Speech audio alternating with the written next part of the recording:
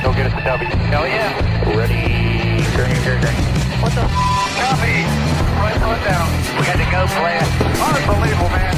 Way to keep your head in it. Holy oh boy. Oh boy. Yeah. What? Yeah.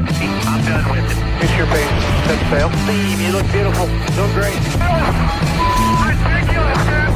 Holy. You see that? Holy cow. Good job, man. Two times, baby. Yeah. Holy crap. Another Wednesday, another podcast. Good to see all of you. I'm your host this week, Eric Estep, alongside the Iceberg, Daniel Baldwin, aka Danny B Talks, repping the Tennessee Volunteers. Where'd y'all move up in the AP poll? Number nine. We are Darian answering for me. We are 9. Gonna be hosting. This could be a loss. Austin Peay. They could beat us. They could upset us this weekend. I don't even know where that school is. But yeah, Clarksville up the road. Apparently, we have an even bigger Vols fan on the panel with Darian is here as well. So he got me into it, Danny. I'm left out. I'm the only one not wearing like a sports T-shirt. I like the John Andretti look there, Darian. That's pretty cool. Thank you. I'm going plain and simple. We're back for another podcast. It's great to be here. We've got lots to get to. Darlington, the NASCAR Cup Series playoff opener. We'll talk about the playoff picture, break that down. Tonight, Hunter Nemechek making a big silly season announcement. And Jimmy, I got to shout out Jimmy in the chat. He's also a proud Patreon supporter of my channel. Sent a very generous super chat at the beginning. Very excited about Hunter Nemechek's Legacy Motor Club announcement. We will react to that in just a little while. We'll also preview Kansas at the end. But gentlemen, our 2023 tradition is to start these episodes off with some hot takes. Jarrett, you're going first this week. What's something you want to get off your chest to start the show? All right, I'm going to say this in light of my recent news and knowing that someone is watching right now, and I'm going to say this. My hot take is that I will be able to help plan at least 25% of my own wedding. I don't have to explain any more from there why that is a hot take. Yeah, well, congratulations, Jarrett. Congrats, bro. We should all say that on the air. Well done, sir. Danny, you're up next. What's your hot take? Oh, since I'm wearing the orange and Jarrett didn't give a racing hot take, I think I'll join him and say my Tennessee Vols will beat one of the either Alabama or Georgia this year. I don't know which one, but they will beat one of them this year. I agree. Oh my God. Okay, Darian, save us. These hot takes are in shambles. Well, first off, congratulations, Jarrett, and thank you so much. I'm honored to be his best man. So I didn't make that public, but now I did. So I'm very honored. Thank you. And thank you, Danny, for making me a diehard Tennessee fan. Okay. So now I'll just get ready for the bad times. They're coming too. Oh yeah. Don't worry. I'm a race fan. I'll be loyal. So now I'll be like, I'll start off with a racing hot take, and it's going to be a spicy one. If you saw my community post, I've been wondering, with all the changes NASCAR has gone through over the past couple of years, should we make the LA Coliseum a points race? Now, hear me out in tomorrow's video for the most part, but I'll kind of keep it brief. I'll have a brief argument. I mean, look, the sport's already changing and stuff. We need to keep a race in that market. If Auto Club's not going to come back, why not? It sounds like Dirt Bristol is going to be taken off in favor of North Wilkesboro. So I'm not saying it's going to happen next year, but maybe within the next couple of years, if it keeps growing in popularity, it'll add more stakes to it. Now, obviously, you won't have to make it as gimmicky. And of course, you won't be able to fit 36 cars. So it's going to be very unique in its own way. I'm not saying put it in the playoffs, but, sort of during that dead time during the summer, maybe, when there's nothing else going on, why not? Why not just do that? So that's my hot take. I appreciate that hot take. I can see the chat is already clashing, for lack of a better word, after that take. I'll stick with the schedule theme, and excuse me if I've maybe made this argument on here before. I might have done this segment already, but we'll talk about the schedule a little bit later on. Recent rumors and reports suggest that NASCAR doesn't really know what to do with the spring Bristol date. Keep Bristol dirt. I'm a Bristol dirt fan. Sure, it took them 3 years to finally get it right, but year 3, I thought this year's race was fantastic. Was it the most pure form of dirt racing? Absolutely not. But to the casual viewer, it looked like a dirt race. Multiple grooves, cars were hanging it out. The tracks held together pretty well. The grooves stayed wide. It was a great race. And we saw a dirt regular, a dirt star, Christopher Bell, get the win. So, if Bristol is to keep a spring date, the concrete date, as much as I love concrete Bristol, that race was dead. It has been dead for several years. I think it's Bristol dirt, or you drop one of Bristol's dates and go to a different SMI short track in the South, North Wilkesboro, and give that a points date. I could go with either, but my preference would be Bristol dirt. Chat, I'm going to ask you all now, who had the best hot take? I'm phrasing it differently because sometimes we ask who had the hottest take, and I feel like sometimes we just say ridiculous things and they go with that person. I want people to look at these takes a bit more well-rounded, who had the most well-rounded take, me saying that Tennessee is going to beat Georgia or Alabama this year is definitely the hottest take, but not the best one for this segment. Well, if this show was the college football hour of fun, then yes. This is Danny and Darian's happy fun ball time. Don't you know that? Yes, sir. Someone said I had the worst take of all time. OMFG skull emoji. So I think I should win. All right, there. That comment really in love with my take. We'll let that poll run for a moment. Although Darian, I think your Coliseum take is looking good. I like how Jared's over here talking about getting married, and he has 21% of the vote. People say he had the best hot take. The groom being able to actually plan the wedding is a hot take in and of itself. We never specified NASCAR per se. We didn't just. That's a good point. That that is true. That is Jarrett, a good point, 2024.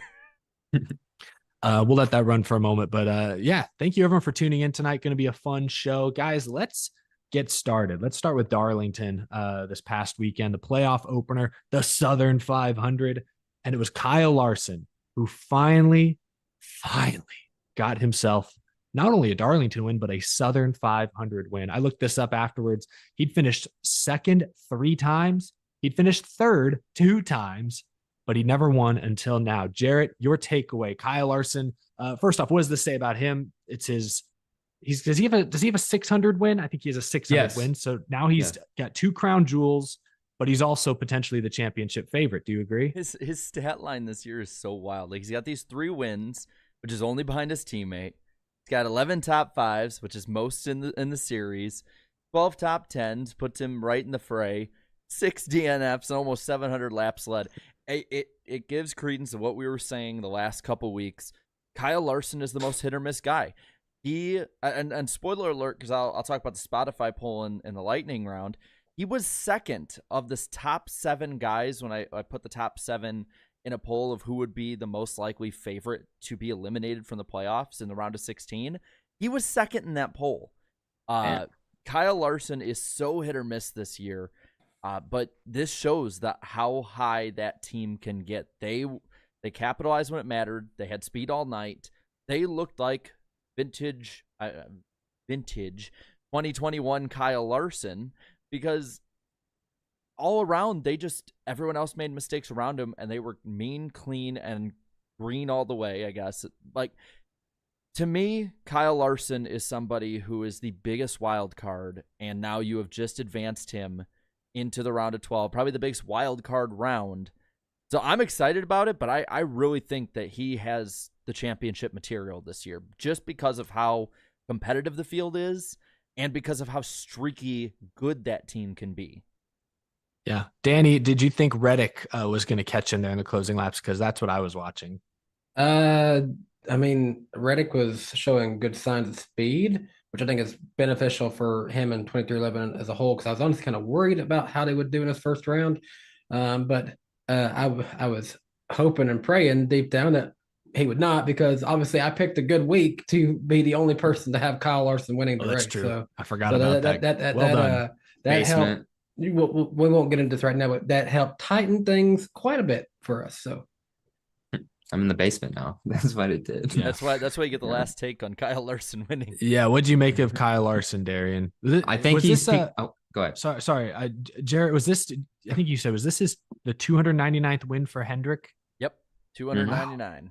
Close to that milestone. Sorry, Darian. I apologize. I didn't mean to talk over you. Now the question is, who will get number 300? Yeah, I think he perhaps might be peaking at the right time. I mean, earlier this season, it was like, this is a Ryan Newman 2003 season, and it still feels that way. I mean, Jarrett just read that wild stat line. Now, I didn't clarify this in my tweet after the race, but he had the best car at the end, clearly. Now, obviously, I wish there was more horsepower, could have led to a much better battle, but, he still pulled out the victory. Can't take nothing away from him. And then, he beat other playoff guys too, of course. I mean, Tyler Reddick was up there, Chris Buescher looking like a dark horse championship 4 guy. And, we had a lot of comers and goers as well. So I think we can probably get into that. But Denny Hamlin clearly had the best car. And yeah. I have an interesting fact for y'all. I saw this on Twitter, and I believe Reddit had it too. In 2003, Terry Labonte in the number 5 car won the Southern 500 en route to his 22nd career victory. 20 years later, Kyle Larson drives the 5 car for Hendrick Motorsports to victory lane for his 22nd career Cup Series win. I don't think this is going to be his last, though. Damn. Wow. That's a fact. Yep. I just asked our chat who gets that 300th win for Hendrick Motorsports. And right now, William Byron and Kyle Larson are running away with it. I picked Larson. Hey, but still some votes for Elliott and Bowman. I'm not picking them today, but remember how fast Bowman was at Kansas last year? Yes. Keep an eye out. Indeed. I'm going to say this. I'm going to take a little bit of a wild card, and it wouldn't be any other year. I'm going to go Chase Elliott. Those big milestone wins are usually for that top guy, Hendrick, who's like the face of the franchise, like a Jimmy Johnson with win number 200. Got a lot of good tracks coming up. It's a very hit or miss kind of season with winners. I could very easily see him winning Talladega or the Roval outside of the playoffs. Here comes the ambulance coming for my scorching hot take for Hendrick to pick me up. But I really think that Chase Elliott is off a lot of people's radars, and he should be getting more than, like 13% of the vote right now? I mean, yeah. Out of the playoffs, him and Bowman both were off that list pretty significantly, and rightfully as they should, not being in the playoffs. Yeah, the chat, 45% say Byron is going to get that next win. William Byron was closing at the end. I think he finished 4th, but he was right behind Chris Buescher, right behind Tyler Reddick, who just couldn't get out of Kyle Larson's dirty air. Larson did a fantastic job hugging the wall for the last 30, 40 laps. Not to talk too much over any of y'all, but I really felt like this weekend might have gave us a good indication of who we could see fighting all throughout this playoffs. Those 4 who are up there could be the 4 to watch for the entire run. And really quick shout out to Ross Chastain. That stage 1, he was awful. He was like 28th, almost outside the top 30, a lap down, ends up coming back to finish 5th. Yeah, great point. Chastain, it could have been a catastrophic night, but when the sun went down, that car came to life, and he made something out of nothing. But Danny, to your point though, you mentioned those 4 at the end very well could be championship for contenders. I agree, but I want to talk a little about 2 other drivers who I also thought had a shot to win at Darlington. We'll talk about Denny Hamlin maybe in a moment, but Kevin Harvick first. In his final season, final Southern 500 in the playoffs, that's great, but in a points hole coming in, he needed a good finish. He would have loved a win, and it looked like he had a great shot at it until, I don't even know how to even describe this situation. He's pulling onto pit road to make his final green flag stop. Reddick ahead of him sees that, gets told by his crew, I guess, hey, pit, tries to pit from the wall and jacks up Newman. Newman wrecks. Caution comes out before Harvick gets to the line. So by rule, he can't pit the car at that point without serving a penalty. They pit the car anyways. No matter what, Harvick was going to be screwed. He was going to lose at least 10 spots worth of track position, most likely. But by pitting the car, they ended up restarting 25th. I don't know where Harvick rebounded to finish. It was outside the top 10 for sure. But a heartbreaking way for Kevin Harvick to lose this race. I've seen a lot of debate on other shows, on social media this week, Jarrett, but do you think NASCAR needs to change the rule, or do you think this is just a weird circumstance and it just unfortunately screwed Harvick? So I had said this on Sunday night after the race, and I'll slightly amend my take on it. Personally, I don't think so. We've really never had a problem with this rule. I think the only reason a lot of people started really talking about it is because we had a really nice story going with Kevin Harvick. I think he was going to win that race had that not happened, had stuff played out the way it was looking. But we had a good story lining up of him kind of having almost a walk-off win, kind of similar to Jeff Gordon, but maybe a little earlier in his final season, or Harvick's final season compared to Gordon's. I don't think we should change this rule, because I think the only way you change this rule is by adding more gray area. Like, do you have a yellow line and then a red line? And like, if you cross the red line when you're not supposed to, like, there's no way he was going to miss it. So I get people being upset. The only thing I can think of is maybe a better way to alert the driver. Because from what Rodney Childers said is that they didn't have the alert until they were already in the pit that, hey, like, you didn't make it in time. So maybe since they have this digital dash, they have these transponders, maybe have like a red light blink on if they didn't make it in time, or a green light. And obviously when it's caution and pit roads are open, whatever. Maybe have something like that, but I don't think the rule itself is flawed. I think it's maybe just the alert system needs to be updated for the teams. I say don't change the rule. That's a great point at the end there about having some sort of signal that lets you know that you entered too late, especially if it's bang bang. Yeah, I think this instant wasn't quite bang bang. It looked pretty obvious on the initial, like just watching it live. I saw the red light. Harvick wasn't on in time. Like in real time, I knew Harvick was on late. I still feel like the team in this case deserves most of the criticism. Like they should have known. Harvick should have known better. But I'm with you, Jarrett. I don't want to add any more boxes, any more lines, anything else. I think the rule is fine. But if we can add some tech to the car, that might be a smart call. What were you going to say, Darian? Well, I feel like the only way, if you were to change it, like, I don't know, to have some sort of review system. But the problem is like, then, you're going to get fans that are like, oh, that was a, good call, bad call and stuff. It's just going to open up a whole nother can of worms that is absolutely unnecessary. And by the way, to answer your earlier question, Eric, Kevin Harvick rebounded to 19th. So I don't know, decent, I guess, kind of decent under the circumstances, because I think he was at the tail end, right? So yeah, well, we'll look at it in a second. He entered, I think, 2 or 3 points out of the top 12, and I think he exits 2 points out of the top 12. So real quick, if I would have told you this before the night, you would have thought, oh, like these guys crashed out. Kevin Harvick, Austin Dillon, Martin Truex Jr., Ty Gibbs, Christopher Bell, Denny Hamlin, Austin Cindric, Alex Bowman, Michael McDowell, Daniel Suarez. What do they all have in common?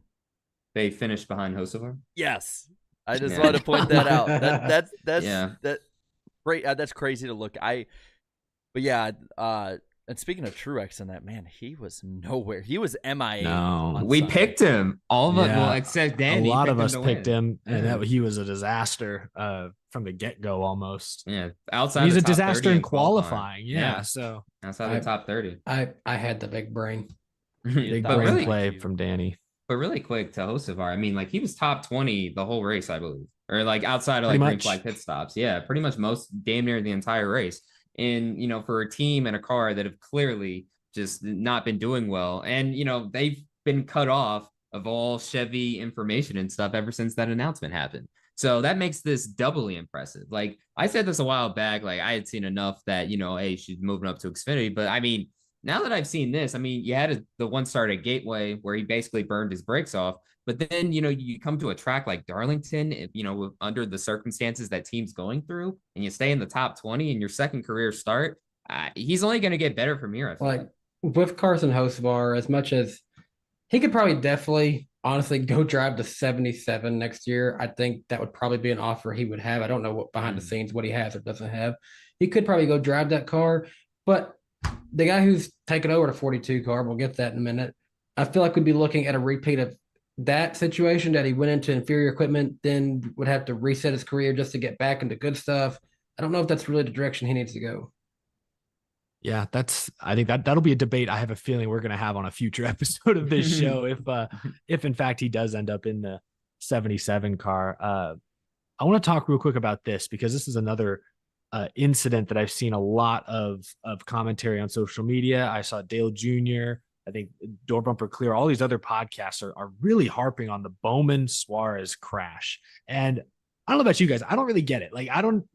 It was a dumb crash. Bowman blocked low, tried to block high. Suarez was there. They're both pushing really hard, maybe a little too hard, and they crashed. And unfortunately, Harrison Burton got caught up in it. But it's just, I feel like these kinds of crashes happen all the time. Why is this one getting so much scrutiny? It was the most disappointed that I had ever been as someone who's admittedly a fan of Alex Bowman. I'd never been more disappointed in him as a fan as I was that night for how just dumb of a block it was to block him not just once, but then go back up and block him again to the point he's going to get right hooked. And then in the post-race interviews, saying stuff about, oh, Travis Mack should be flipping me off on the way to airport. I'm like, what the heck does this matter? Yeah, like it was so oddly personal, and I don't know where all this comes from. And it's like there's something more to it there that we don't know. That's a good point. I feel like the track it was done on has something to do with it, because Darlington, I mean, like, it's just basically a single groove track. It's really hard to run side by side.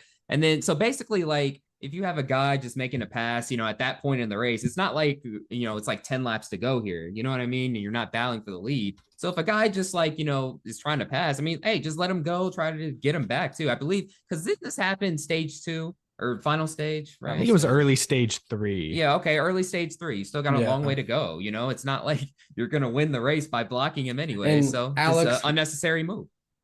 Alex, like most of the year, wasn't really doing great per se, but wasn't having the worst night ever, but wasn't doing great.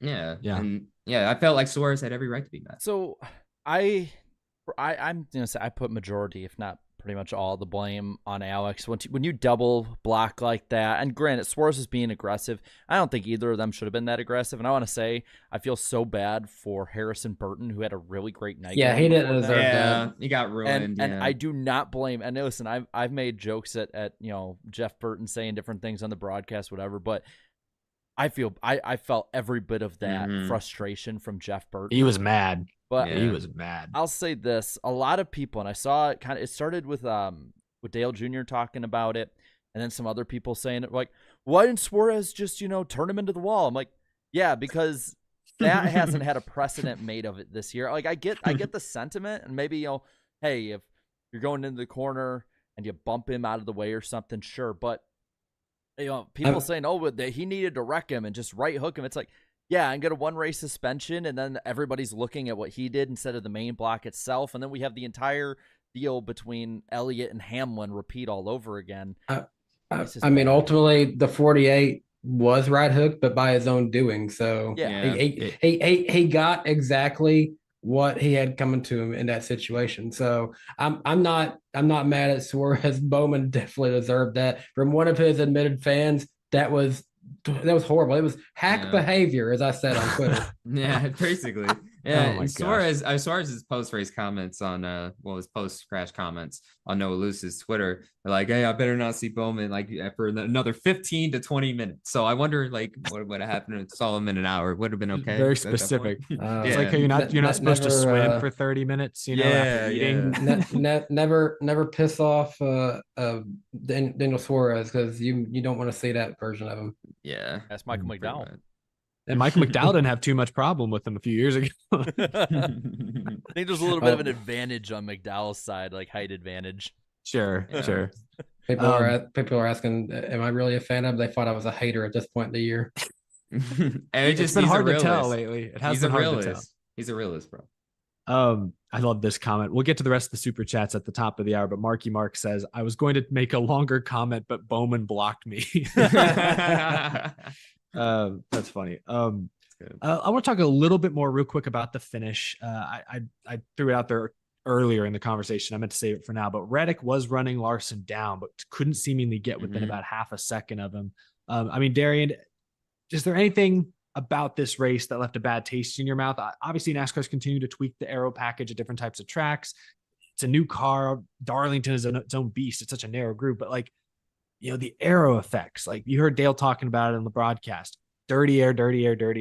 If not for dirty air, I think Reddick had the faster car at the closing stretch, but he couldn't do anything with it. Like, is that something that NASCAR needs to worry too much about? Or is it just, hey, that's Darlington. That is just one of the things about Darlington. I feel like it's 50-50. It's just one of the things about Darlington, but also too, it's just extremely frustrating where you felt like the second and third place basically didn't have a chance once they kept getting closer and closer. Cause then Reddick was like on a tear, and so was Chris Buescher there. And I was like, oh, with like less than 10 to go, it's looking like it's about to be a battle. But then, 2-3 laps later, you're like, yeah, Kyle Larson's going to win. They can't really, do anything else.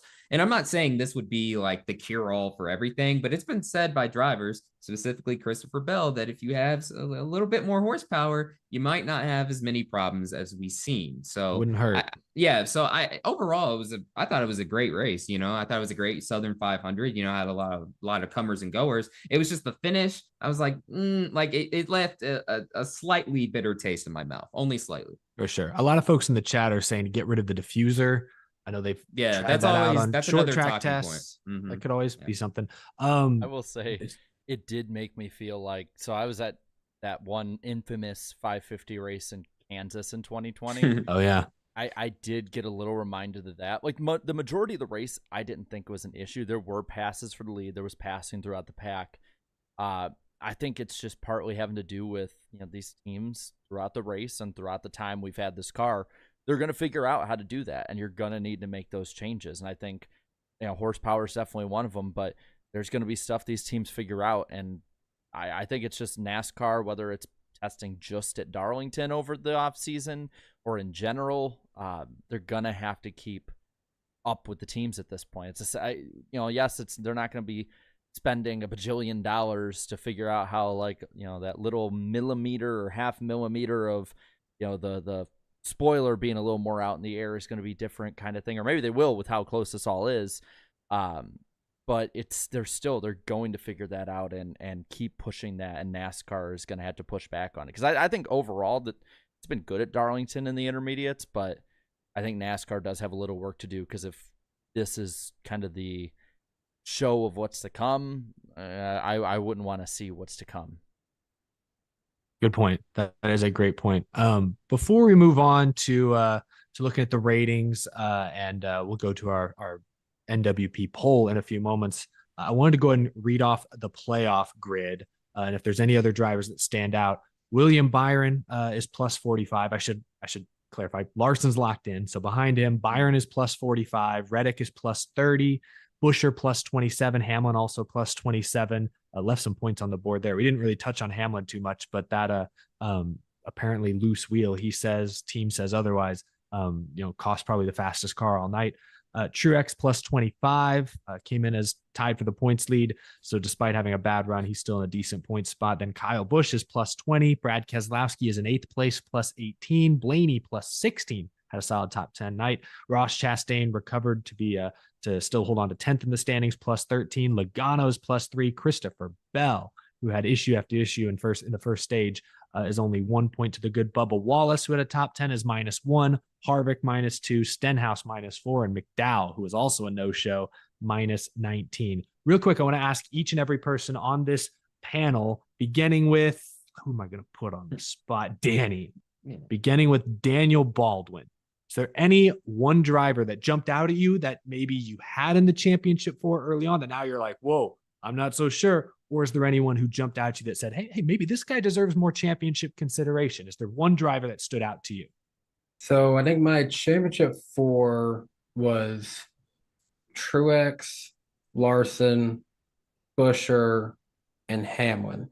So far, they're all pretty much there for the most part. But I will say Byron has surprised me, just in his first race. Reddick shows me good signs, but I do have to see what happens. Going down the list, I think I have more surprises that are on the outskirts of being eliminated. McDowell and Stenhouse, not so much, but I did have at least Harvick coming out better than this after the first one, but there's still 2 more races, 2 good tracks for him too, so he could be fine. Chastain, though, I actually kind of had Chastain on my list of those who could go out this round, and the fact that he's still plus 13 is more encouraging than I thought he'd be. So, for the most part, I'm still pretty much there on my championship 4. I do think an RFK car will get there. I think 2 Gibbs cars will get there. And I think a Hendrick car, likely Larson, will get there. Jarrett, how about you? Oh, I'm sorry, Darian, you had your hand up. I was looking at Jarrett's screen. Darian, go for it. I thought Bubba Wallace stood out the most to me, because earlier in that race, he made that bonehead move, like stage 1, final lap. Like it would be one thing if it was for points, but it was for 11th. Like there was no need to press, to press the issue that much. So, it put him back for a little bit, but he recovered to finish 7th, and now he is -1. below the cut line. And now we're going to Kansas, and then Talladega's the next race, correct? Okay, so Bristol. Oh, Bristol, my bad. So, I mean, those are two tracks where he's had success, mostly at Kansas, and he's ran well at Bristol in the past. So I feel like all the momentum's going his way to advancing through the round of 12. What happens after that, we'll see. So my final 4 picks, I believe, were Byron, Larson, Truex, and Buescher. Buescher, Larson, Byron did about how I expected. If you have to have one of those final 4 guys that I thought going in, Truex obviously has to be the one where I'm like, what? That's a little odd, but I don't want to jump the gun unless it's like 6 races in and he's still running like, Harvick 2020 basically in the playoffs and having issues. As for the guys below, 2 guys that stood out to me who ran completely different during the race and finished completely different, but and also have completely different reasons for me that they stood out. Harvick and Chastain. Chastain ran just terribly. I mean, I think at one point at the start of stage 1, he was running 28th and about to go a lap down, and it was all off of speed. He stayed on the lead lap, or he was the first car lap down. I have to be reminded of that. But that team through the night recovered, and that's what it takes to make it through rounds and win championships. Now, I'm hoping that they're not running like that on a regular basis, because doing that over and over again is going to make it impossible. But to do that on a night that looked lost in the first 250 miles, I mean, that car was honestly, that car was more off than the turn 3 and 4 lights in the middle of the race. I forgot about that. Bad in the worst way. Harvick, on the other hand, ran well, didn't finish well, but that was probably the first time in a long time, maybe even this season, where I looked at Harvick and thought, that is the Kevin Harvick I remember. And showing up in crunch time, granted, pretty good track for him, but still showing up in crunch time in Kevin Harvick fashion, that impressed me. And a swan song season too. That's what makes this more impressive to me. He's still able to drive this well at a high caliber level. I mean, no win yet, but yet. So just had some bad luck, and he'll get it this week. I did say earlier in the year, didn't have Harvick winning. So far, I'm still on track. Yeah. Good job. The one guy I want to point out was Blaney. I have him out in the round of 16, but he gained 15 points on the cut line this first race. They employed kind of a questionable pit strategy that knocked them outside of the top 20, I think in stage 3, but he earned stage points in the first 2 stages and still rallied to finish, I think, 9th. Maybe I'm wrong about that. I think he got a top 10 still. So Ryan Blaney impressed me. Yeah. All 3 Penske cars, even Hendrick with his new crew chief was running like top 12 or 13 when he slid up into Ty Gibbs and wrecked himself. A rare good oval run for Hendrick, went up in smoke pretty quickly. But Penske looked a little better, so I'm a little more optimistic on Blaney than I was a week ago. So wanted to give him a shout out. But yeah, you mentioned it a second ago, Jarrett, the lights were off in 3 and 4. I don't know how Darlington couldn't afford to pay the electric bill because they sold out the place for the Southern 500.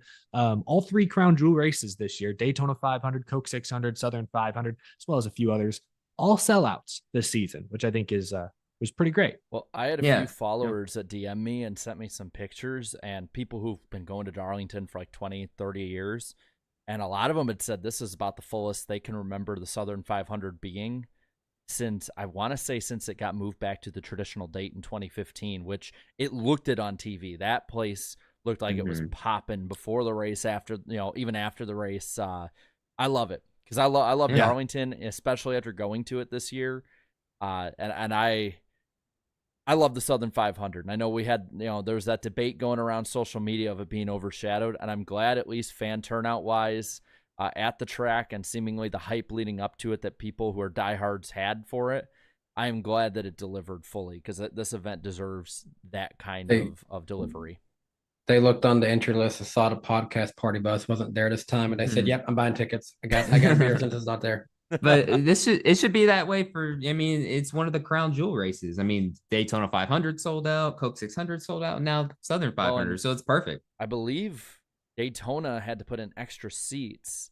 Charlotte was on track for its biggest crowd since I want to say 2017-16 range, they were saying, and then this one being as big.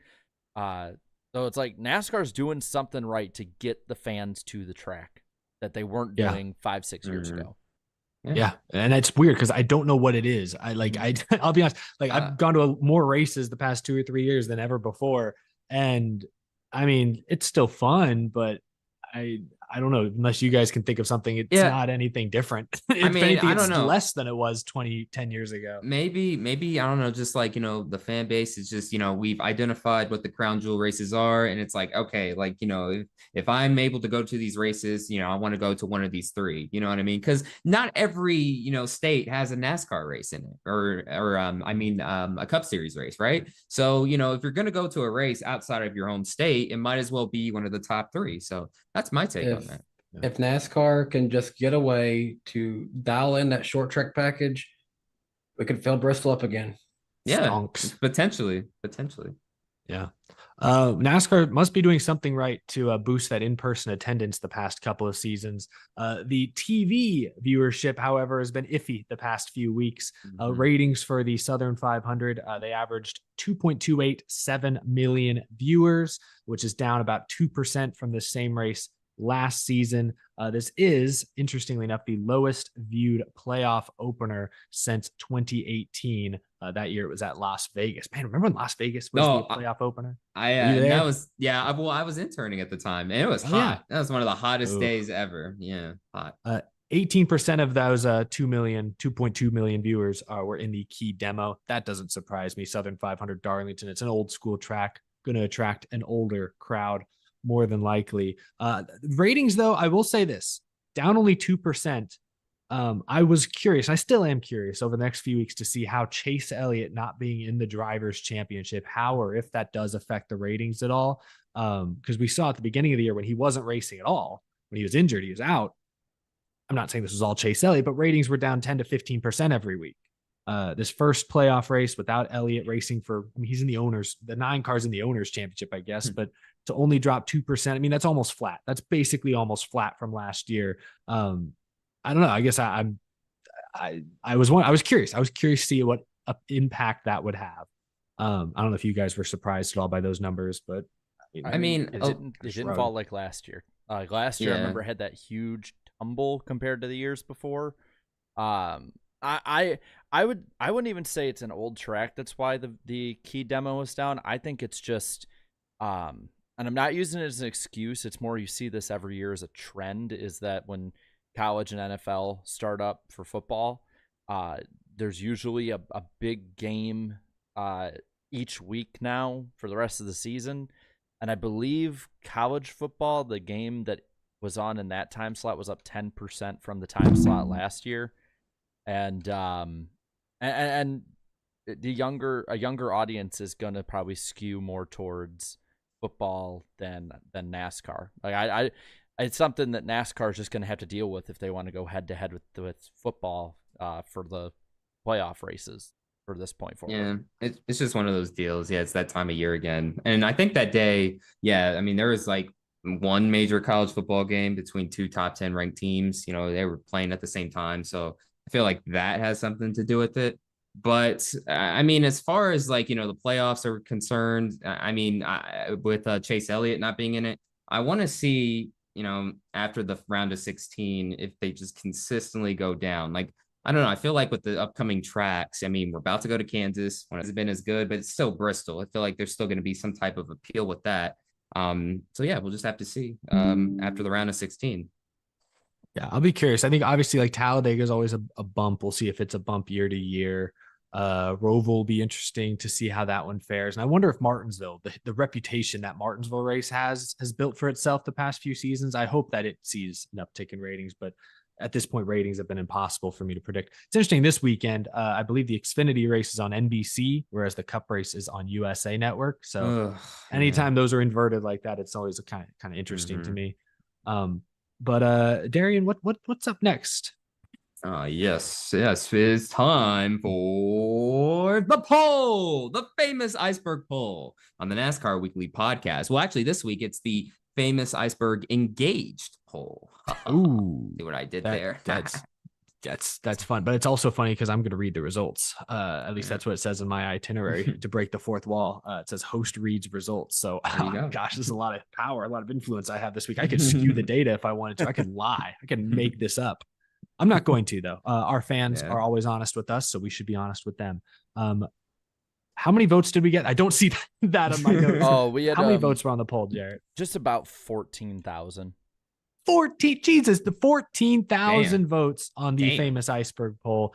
27% of our voters said that this was a great race. 56% said it was a good race. So by my math, that's an 83% positivity rate or ratio. 12% of fans said it was an average race, which means only 2% said below average, and 2% more said it was a bad race. So very positive reception for this year's Southern 500. Jarrett, what are some of the comments we received on that poll? Well, Spencer has, I think, got the triple crown the last few weeks when it comes to gosh. the first comment. Domination. Positive, Nice. negative, or meme. What do y'all got? Oh, He's positive. usually positive. Positive. I'm going to actually say negative. Oh. Race cars don't need headlights because the track is always lit. Are you sure We about were- that, Lightning McQueen? We were wrong. Yeah, Meme. we were wrong. Yeah, it was a All of meme. us. Well played, Spencer. Well, looking at some of these other comments here, and I did actually, granted, if YouTube changes them, that's on YouTube, but I did actually look, and I can read the gutter comments later tonight, so I don't have to be like, uh-oh. Gutter. Jason Wodarski says, Ross very quietly turned a 27th place start into a top 5 finish. Very happy about that and very entertained by this race overall. That was the top comment. The Cloud Creation says, something about the Southern 500 makes these playoff teams choke, and it always creates the best drama, stories, and everything else to start off the postseason. Such a great race and a perfect opener for the playoffs. Yeah, that's a good Hard point. agree. Yeah, that's a good point. I will, anytime I see Marshall Griffins, because he has the podcast Party Bus as his profile pick, I'll be reading that. It says, shout out to Carson Hocevar for a top 20 finish in the Legacy 42. Give this man a cup ride next year. Yeah, might as well. A little further. Depends how good it is. Yeah. A little further down here, Krusty Soup says, more tracks need unique layouts like Darlington because it's awesome. I mean, I wouldn't mind unique tracks. I'll never say no to that. What are they going to do to Texas? They're going to just make it Atlanta, or can they do we're- something unique? Waiting on that LA Coliseum points race. Unique Texas didn't work the first time. I'd say make it a 1.5-mile version of Nazareth.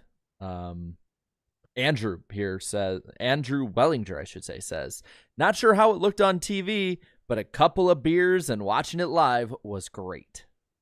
And we had a couple of beers at our fantasy draft too, watching both things. Yep. As well as some really, really smooth whiskey. That was No, the caramel stuff. Ooh, well, there was that, but the whiskey they had in the draft. It was smooth. Yeah, it's awesome. Timmy Wolf says, this was an awesome race. The Southern 500 is one of the best races of the season, in my opinion. And congratulations, Kyle Larson. Let's go down a little further. Maybe not all the way to the gutter, but maybe maybe we're at the base of the from the base of the house to the top of the windowsill or something. We'll go with those gutters on the roof and see what we got. We got some here saying wasn't able to watch, no opinion. Car got worse over the night.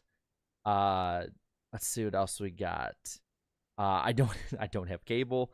Man, I'm almost at the gutter. The 45 car should have been black flagged, but NASCAR didn't get it. Oh yeah, that's Breakgate, as I'm calling it. I don't know. Do they have any recent history, any precedent of penalizing someone for doing that? Any sort of I don't know. when was the last time they penalized someone in real time for reckless driving? I mean, the last one I think about is maybe Petty and Earnhardt, Charlotte back in the 90s. I got to think Bill Weber had to be announcing at that time. It's been a while since they've done it. We have reached the gutter, if y'all would like me to read. Okay. Go ahead. Your turn. Mike says F1 better. Ooh. Oh, yeah. Good luck. Okay, spend $500,000 just to watch a guy win it before the race ever started. Yeah, and Ferrari choked again, so thank you for making it less competitive for it. Smart on Gaming says, All races are great regardless of how boring the view is, because think of all the engineering and teamwork and logistics just to give just to give a ton to backseat driving asses something to watch. I feel like it went positive, then negative, then just sort of went off the rail. Yeah, this lost his mind. And Ghost Killer 711 says, mid driver with a spoon-fed win. This sport is in decline, and I'm down for the downfall. Why are you commenting then? To which somebody, one person agreed, and then somebody goes, a clown Kyle Busch fan, because it's Kyle Busch, or as people are calling him now, because the shirt he has, Kyle Cush, in the profile pic, and then somebody else, Joseph Knuckles, goes, I'm all down for your downfall. I'm just trying to figure out. He said spoon fed, and I thought, oh yeah, and I was like, wait, Kyle Larson won. He's this the race. last. Yeah, he's the last thing from spoon fed. He's proven himself time and time again. He's arguably the most talented race car driver in North America right now. Yeah. I mean, it's amazing. It's amazing. That's why we call it the gutter. That's a gutter, right? That's a gutter ball right there. That's a gutter ball with the lanes up. Somehow he managed to find a way. I need to take a shower. That's not even a gutter ball. That's that one where they release it, it goes into the ceiling, and the sprinklers come on after that. That's the offensive bowling screen animation of gutter comments right there. But that is also the poll. Yes, and that'll conclude this edition of The Poll, the famous iceberg poll on the NASCAR Weekly Podcast. Good stuff. Thank you, everyone, for commenting and voting on Jarrett's poll. We always react to that every single week on the show. I'm laughing at the go bowling comments in the chat. Let's real quick talk about the Xfinity race. The winner was not, super exciting. It's Denny Hamlin winning another Darlington Xfinity race. He's always there at the end. In the 19 as well. Honestly, I don't know why one of us didn't think to pick him. Yeah, and it was also knew he was in the race until I don't think we did. I don't think we did. So yeah, I mean, he was in the 19 as well. I don't think I've ever seen him run that number neither. It's kind of odd. So I think I picked Larson because Larson obviously won at Darlington just a few weeks ago or a few months ago. We all did. Yeah, but everyone did. The reason I didn't pick the 19 is because I picked like Ty Gibbs. I think I did Hamlin drive it a few weeks ago. I picked the 19 car like 3 times in the past month, and it has not been working out for me. So I figured I'd go away from the 19 for a change, and I regret it. But Hamlin got the win, so congratulations to him. That's always cool. He's great at Darlington. Almost went back-to-back, swept the weekend. That would have been pretty impressive. But I want to talk about the drama on the last lap.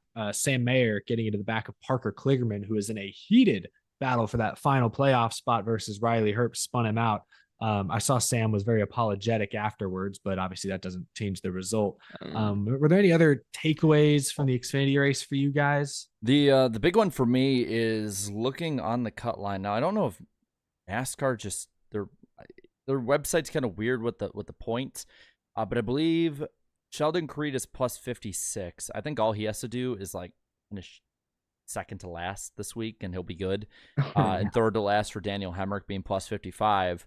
That Herbst Parker Kligerman battle is 1 point now because of that incident. Wow, yeah, that's right. And Herbst has had a rough few weeks. I mean, Daytona we talked about, that was very unfortunate. Like Herbst, he's been sliding for a while now. Kligerman had made up a ton of points and even taken over that position, only to lose key points there at the very end of Darlington. So that does hurt. That hurts a lot. And most of it hasn't been his fault. It's been the 2 mechanical failures, and then you just got together and stuff.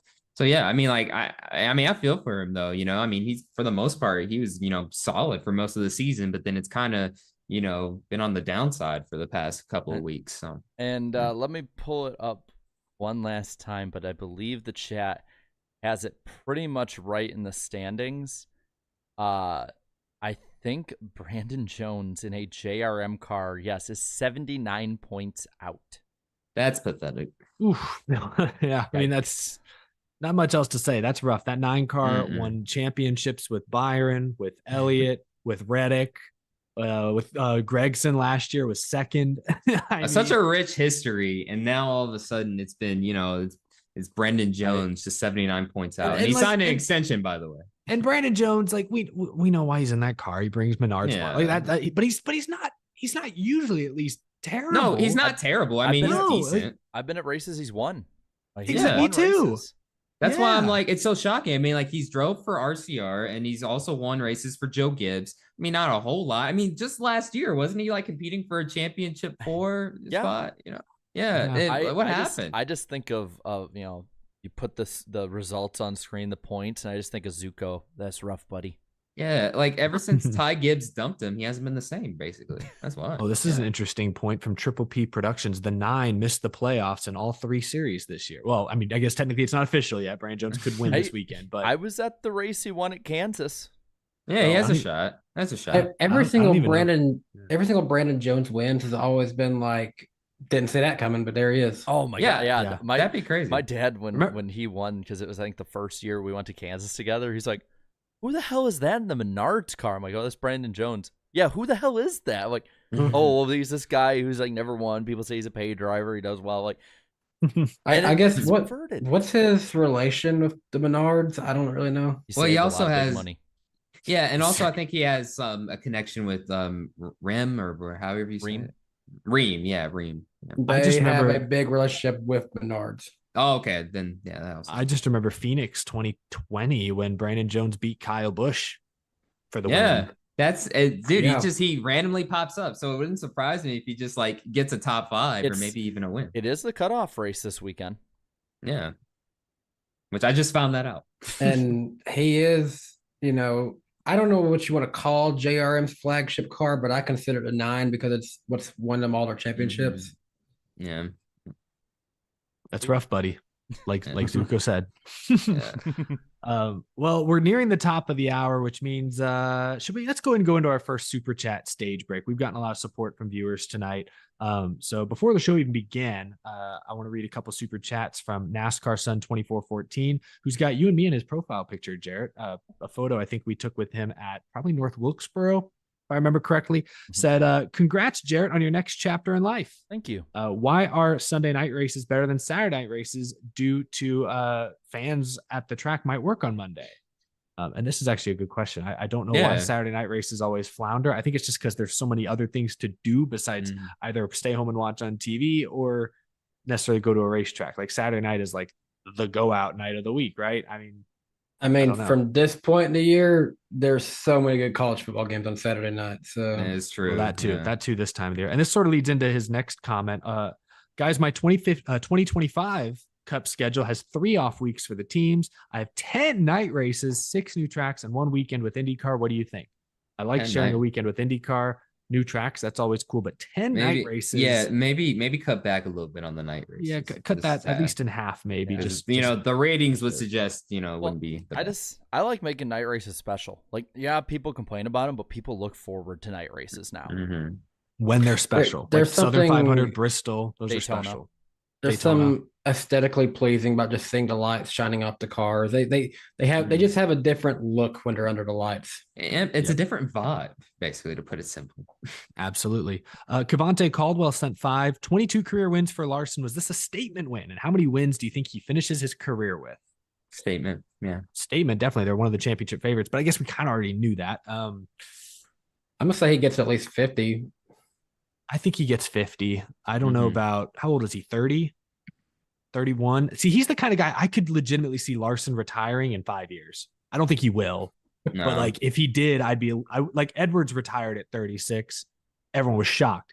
If Larson says, "Hey, I'm just going to go do dirt for the rest of my life," I'd be a little surprised, but I wouldn't be shocked. So that makes him hard to predict. No one could blame him if he wanted to go do that, but also he got the chance to be a full-time dirt driver in 2020. So Yeah, unfortunately. And it went well for him.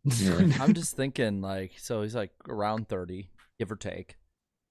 Like He's 31, according to the chat. 31. So I'm just thinking of guys that are like a little above, and I'm like, Kyle Busch, when was he about 31? Like 2016, 2015-ish?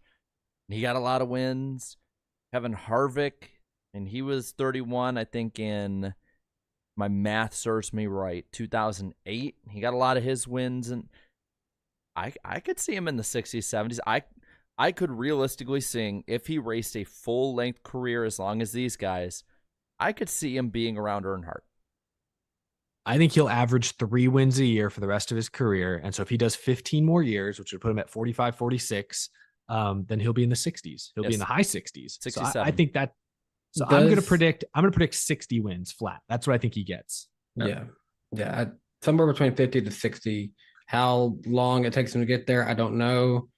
I could probably just see him race for Hendrick the rest of his career. I don't know. Yeah. I'll one up that, just 50 to 70. There you go. I realize we've jumped in the super chats a lot. So yes, we definitely we need to get through a few more super chats. We're going to extend the clock a little for Eric. Yeah.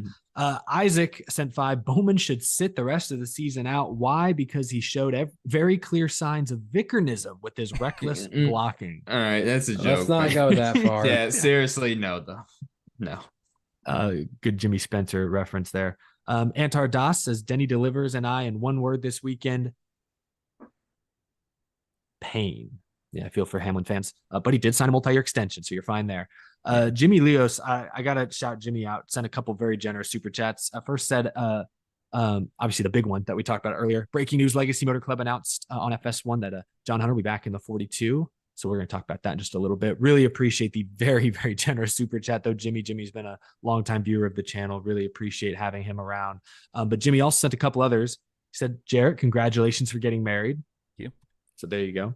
Yeah, that wedding was quick. I don't even remember it. Yeah, I guess he hasn't got married yet, but he knows what's coming.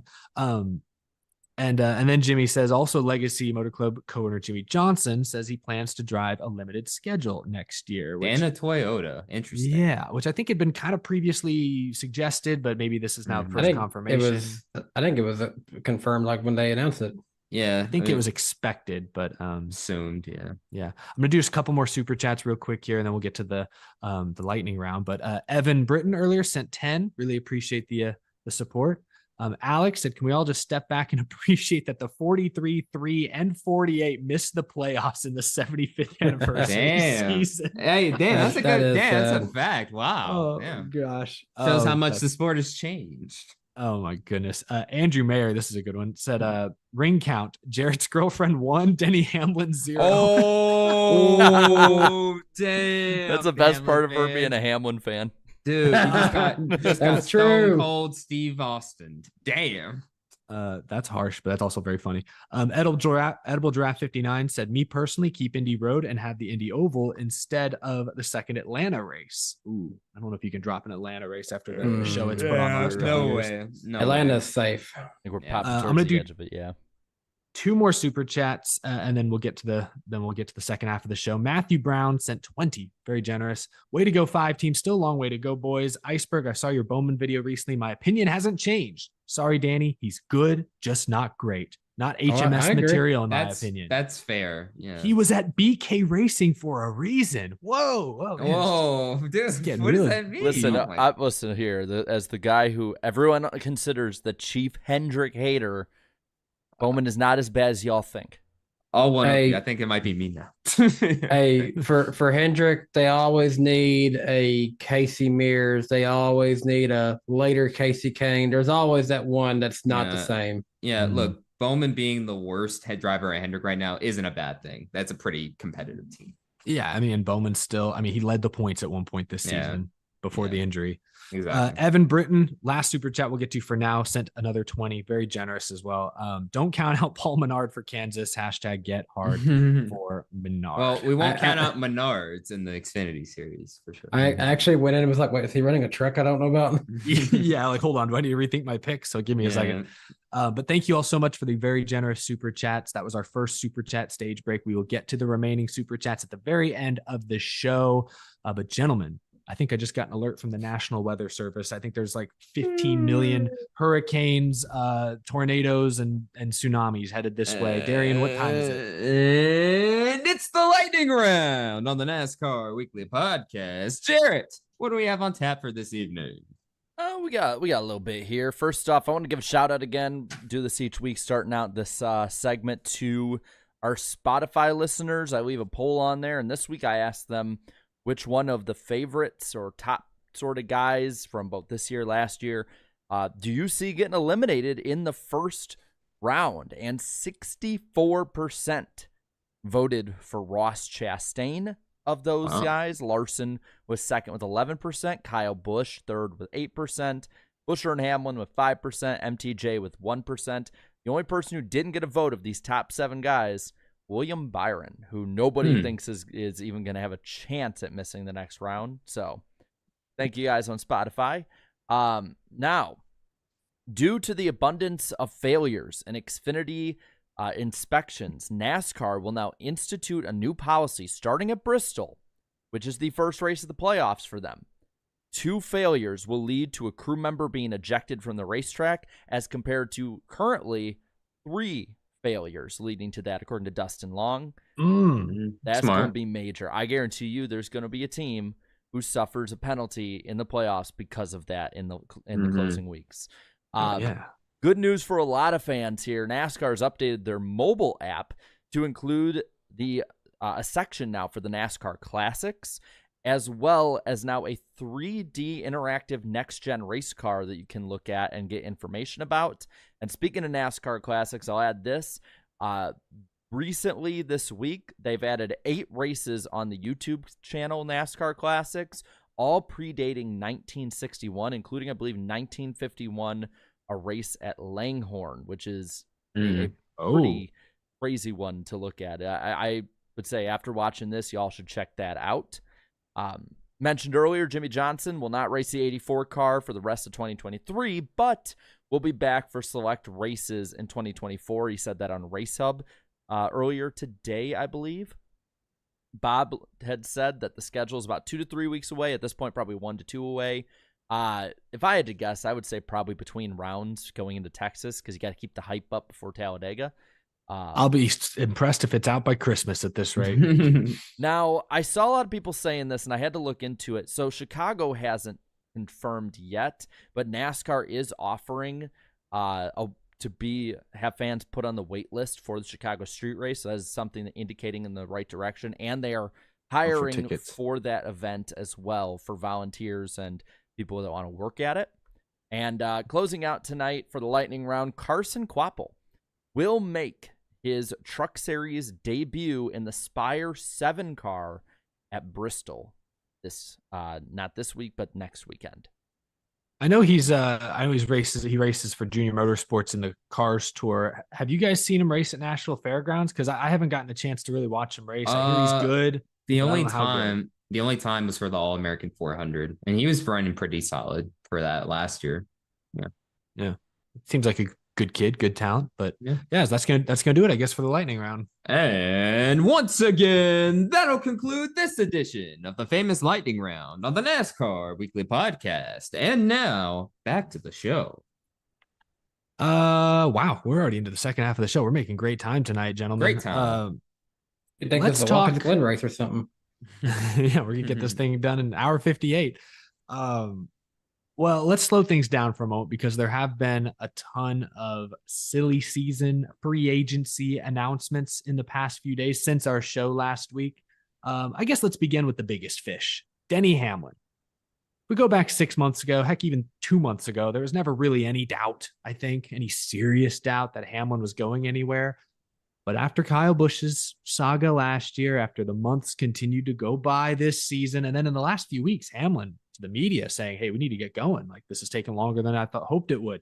Rumors, reports that Hamlin's people had talked to Ford, 2311 had talked to Ford. They were weighing all their options.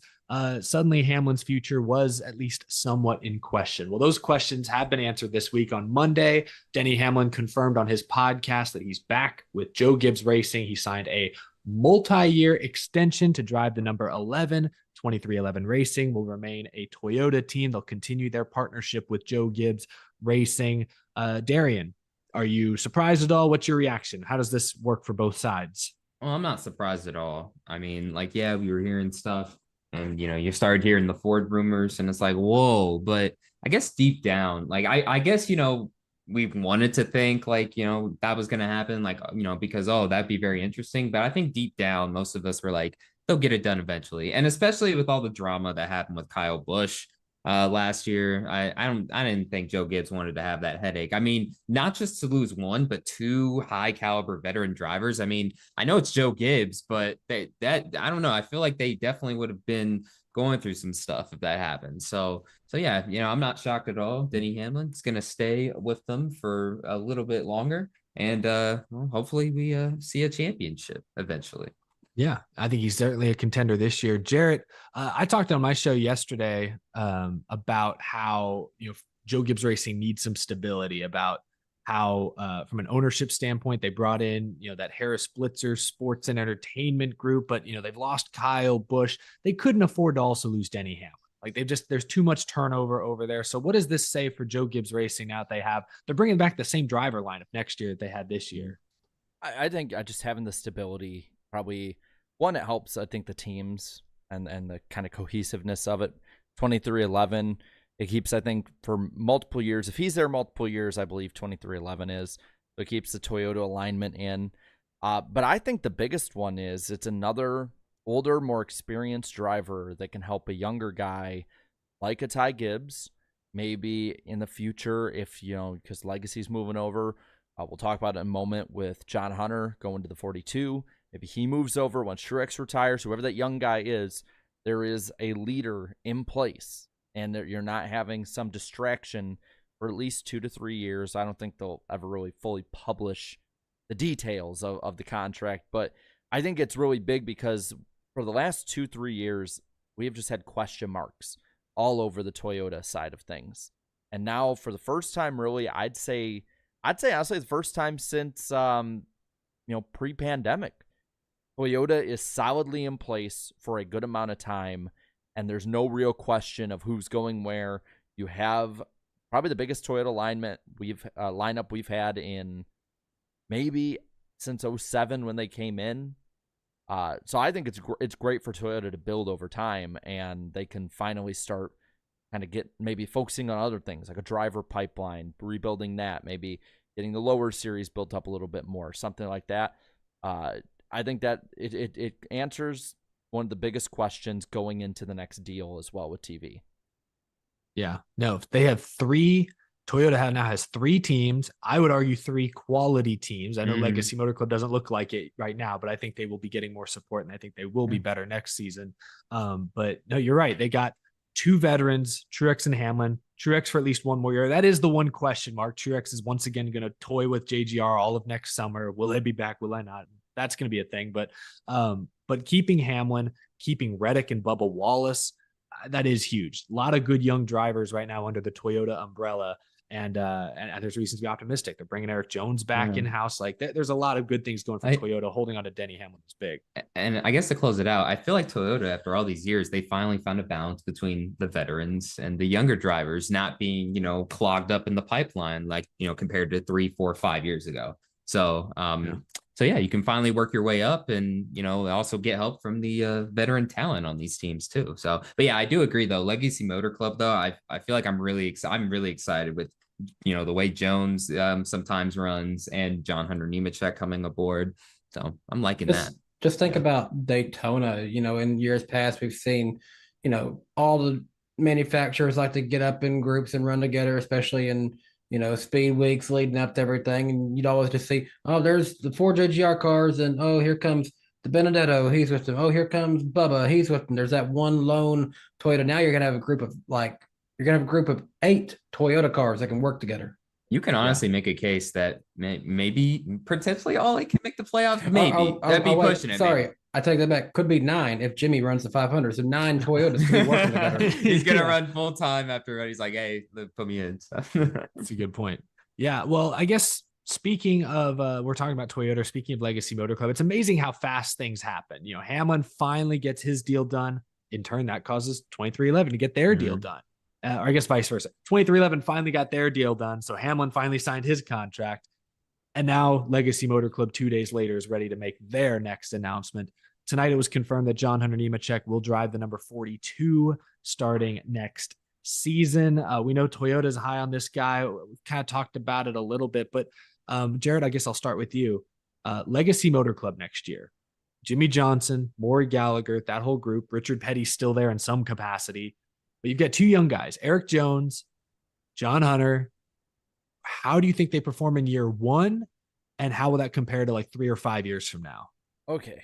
So I'm gonna make sure I have it ready. year 1, year 3, year 5, because I think that's actually a good way of compartmentalizing it. Year 1, honestly, just run about the same as 23XI did. If you run about the same as they did that first year with Bubba, not a solid team, but maybe a team you can rely on to get 2-3 top 5s per team, 6 to 8 top 10s.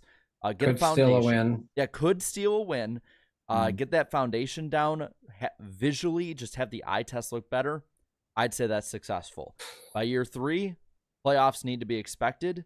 Year 5, at that point, I wouldn't necessarily say a championship should be expected, but you should be in the round of 8 at that point. If Toyota is going to build this the way that Chevy has with like a track house, or what Ford has now done with front row a little bit more and RFK, John Hunter Nemechek is the question mark to me, because he can be so great at different times where it's you see these flashes of brilliance from him.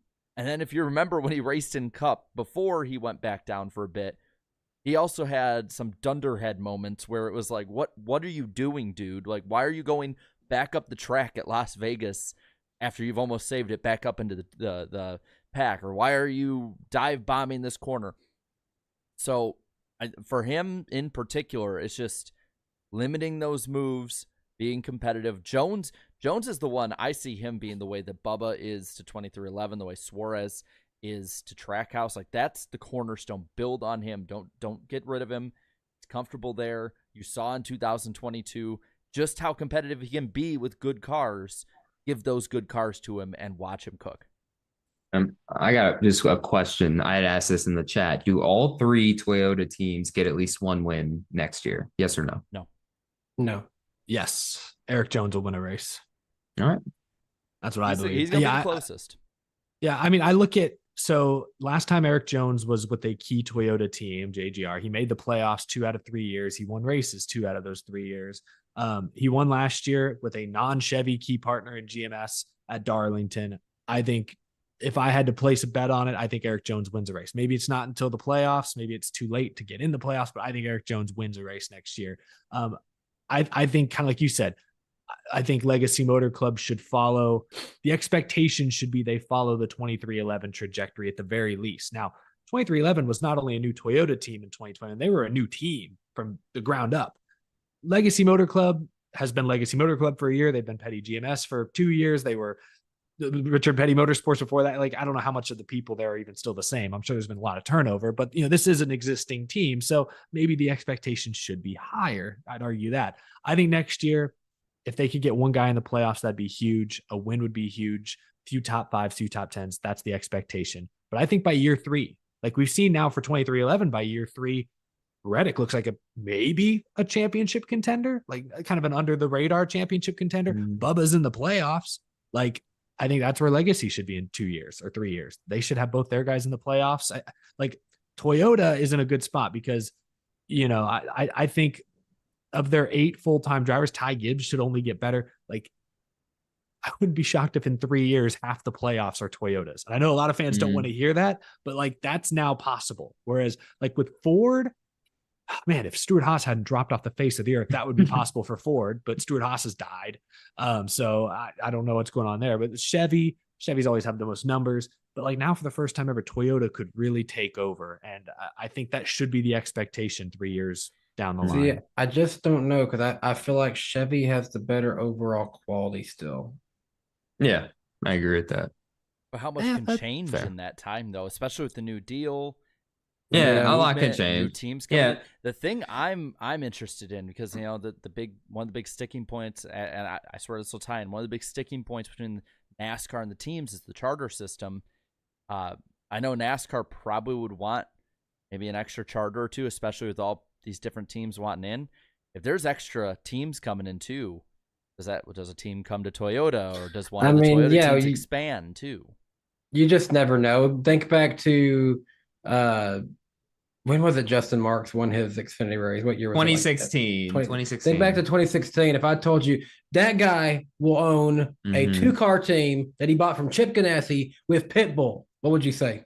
No, go to the hospital. But yeah, no. So But yeah, I mean, yeah, you never know. I mean, Toyota could maybe add maybe a couple more teams, maybe in like the next 3 to 5 years, if this whole expansion thing goes well, where you have not 8 extremely competitive cars, but at the very least from extremely competitive to somewhat competitive, I guess. Yeah.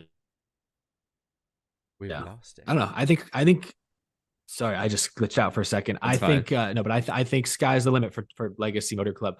We're talking about expansion. I think first, let's talk about buying more charters. Like I could see, rather than new teams, I could see 23XI just adding more cars. Maybe one day Legacy adding more cars. Like, shoot, what if we get 12 Toyotas all running that'd be all scary. contending for wins? Because the most Toyotas there have been is what, 6, 7? Right? I mean, when MWR had 3 cars, Gibbs at the time I think only had 3, so that was like 6. But I don't remember if there's anybody else. I don't think it was anywhere close to 12. Though. I mean, no, not anywhere close to 12. I don't even think they've had 8 before. At least not 8 like decent cars. Let's see. When Toyota first started, there was 2 Michael Waltrip, 2 Red Bull, Bill Davis. There were 2 Bill Davis because there was a 36. I forgot about that. Oh yeah, there was 2 Bill Davis.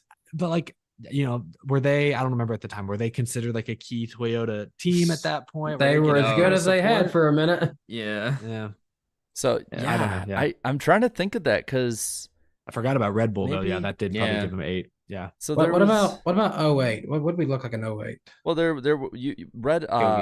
Red Bull was still there, but Bill Davis was gone. You had MWR with 3. Wait, no, Bill Davis had 1 in 08 to 22. Yeah, 1 in 08. 1. But it was basically at that point on the way out. So 3, 4.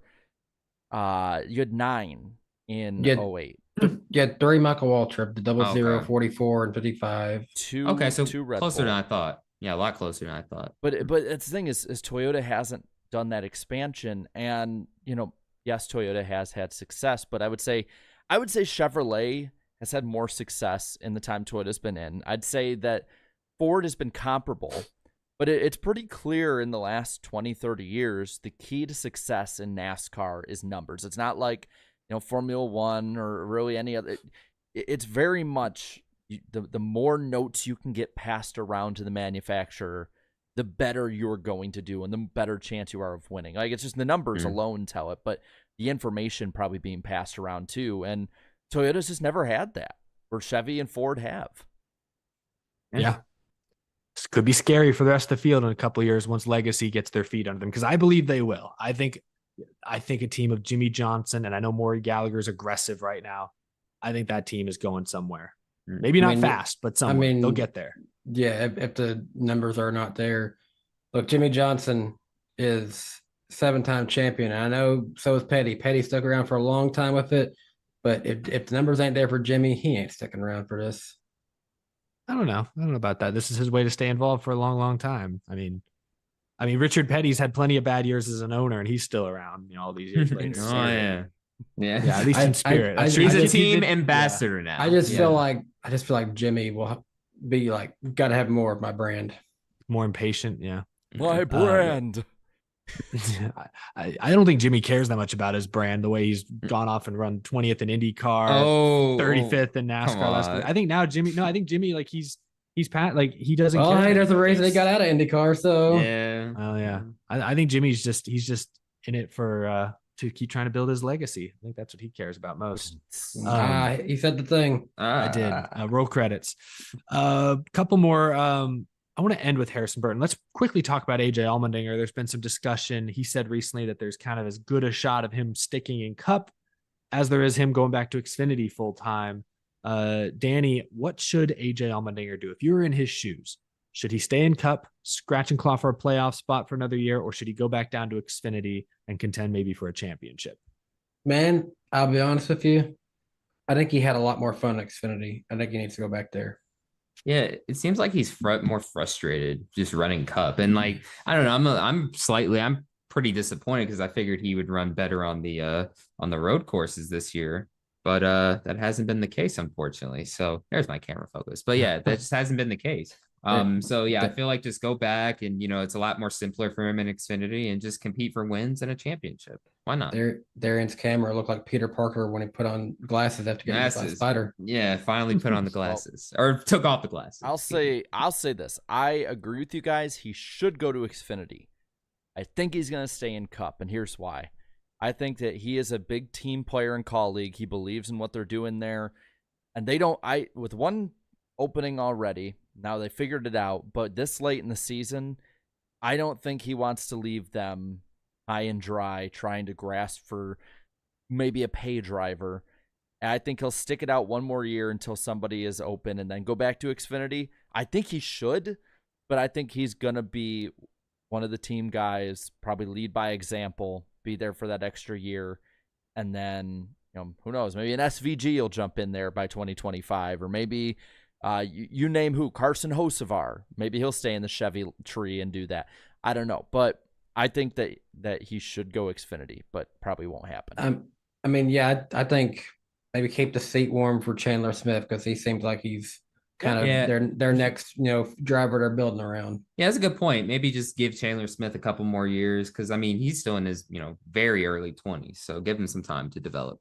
I think I kind of agree with you, Jarrett, but I think AJ wants to go back to Xfinity. It's a slightly less grueling schedule. It's more fun running up front, but I actually think he should stay in Cup for all the reasons we're talking about. I think he fills that. I think just for one more year, he fits that gap really nicely. If they want to bring Chandler in 25 or someone else, then I think they'll be more ready at that point. But right now, some of the other rumors that have been floating around are that maybe Daniel Hemrick could get the 16 next year if Allmendinger truly steps down. And Hemrick's a fine driver. I don't think he's as good as AJ Allmendinger. Like, I think AJ Allmendinger, he's a Cup Series talent, clearly.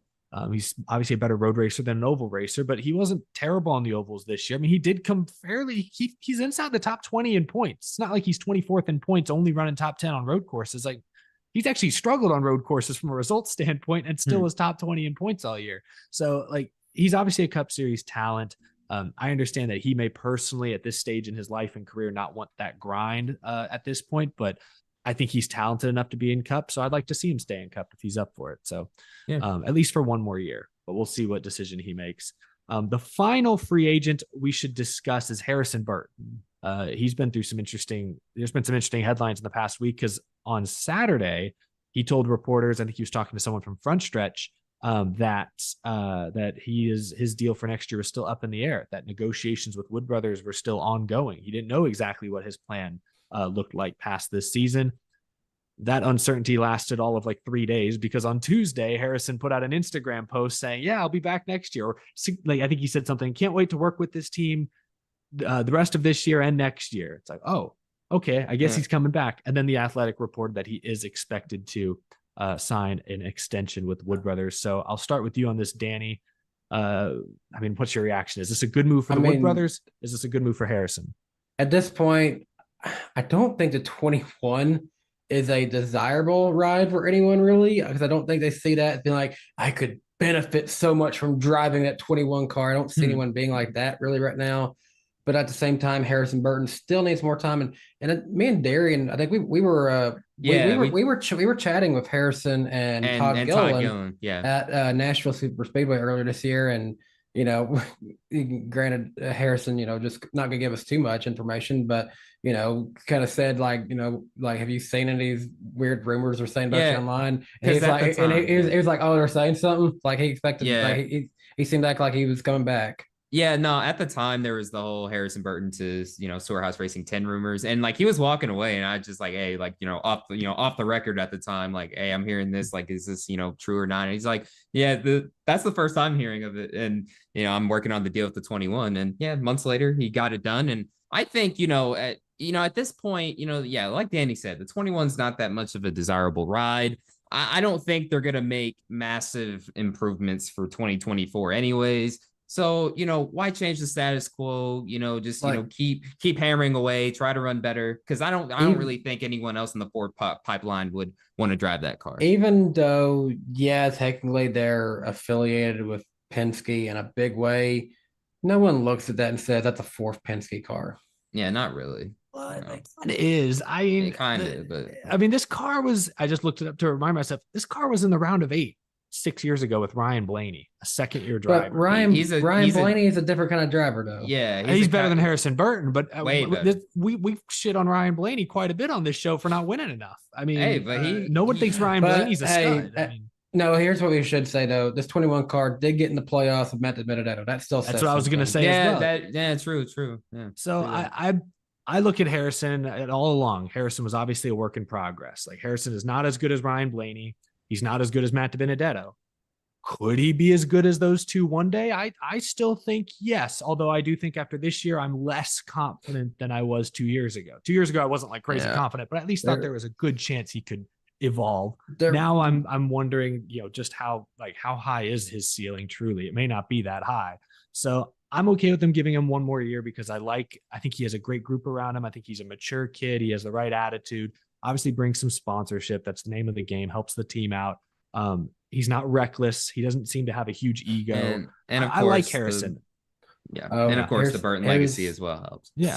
Somebody else pointed out back in 2017 when Blaney was driving 21, Penske only had 2 cars. So that was their then a true third car, basically. If the 21, because at one point, before they were affiliated with Penske, at one point they were affiliated with Roush. If they suddenly said, hey, we're taking our affiliation back over to RFK, then at this point, I'm thinking could be something there. I know technically Rick Ware is going to have an affiliation, but I think I see it being more like how Levine Family Racing was with JGR and get leftover, so to speak. Yeah, and I agree with William Murray in the chat. He says Wood Brothers isn't competitive at all anymore. I think they're just around for legacy's sake. Penske keeping them alive. ... For now. Well, I want to add in here. So I did ask in the chat, C or X, Cup or Xfinity, where you think he should be, and everyone's saying Xfinity, but I'll say this too: he's 22, going to be 23. Now I know it's it's a kind of a running joke I've made at this point of like, he pushed back the expectations a couple of years, but a lot of drivers, even in really good rides, have run mid-pack at this age. Hey, say what you want about William Byron this year, last year, whatever. He was running at that bubble cut line for a couple years around this age too, and I do not think Harrison Burton is to the level of William Byron. I'd say at this point, you've dealt this long with it. You got the sponsorship. I say it's a good move just to keep sticking it out, try and get behind him, build a little behind him, and see what kind of progression can be made. We've seen him run a couple of races towards the end of the summer where you're like, wow, Harrison Burton is legitimately running top 15, top 10 in these races. Maybe that's a trend that can continue to the next season. I say give him a shot for that 1 or 2 more years. If it still doesn't work out, go back to Xfinity for a bit. It's hard to predict him because he'll have a breakout season. Was it 2020? He won 4 Xfinity races. Yep. Yes. And then winless the next season. Yes. So there needs to be that consistency for me. If he can consistently run just 20th next year, that is a noticeable, consistent improvement. And that's what I want to see out of him because it is difficult at that age, especially when you're not in a prime time ride, to go out there and just set the world on fire. Yeah, and only 23. Wow. I mean, it's 22. Too early to give up on, he's turning 23. That's right. I mean, it's way too early to give up on him right now. Way too early. Yeah. Definitely down for one more year. We'll see if he can take that big step. If he doesn't, I think if Wood Brothers really wants to be taken seriously, they may have to make some tough decisions this time next year, but we'll wait and see. Good luck to Harrison Burton. Gentlemen, I think it's time now to start previewing the upcoming weekend at Kansas, a triple header. The Trucks, this is their first round cutoff race. For Cup, it's the second race of the first round, and for Xfinity, it's the regular season finale. So totally a lot to keep up with. Totally not confusing at all. Yeah, try explaining all that to a first-time fan.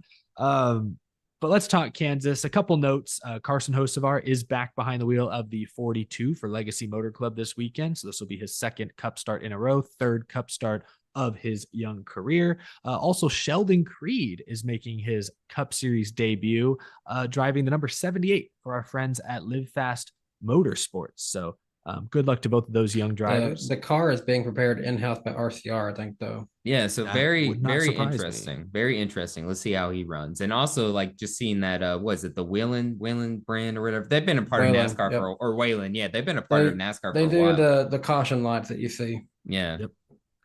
Let's start with the truck race. So I'm just going to give you guys all the race information here. The truck race is the Kansas Lottery 200. It's a 134 lap race.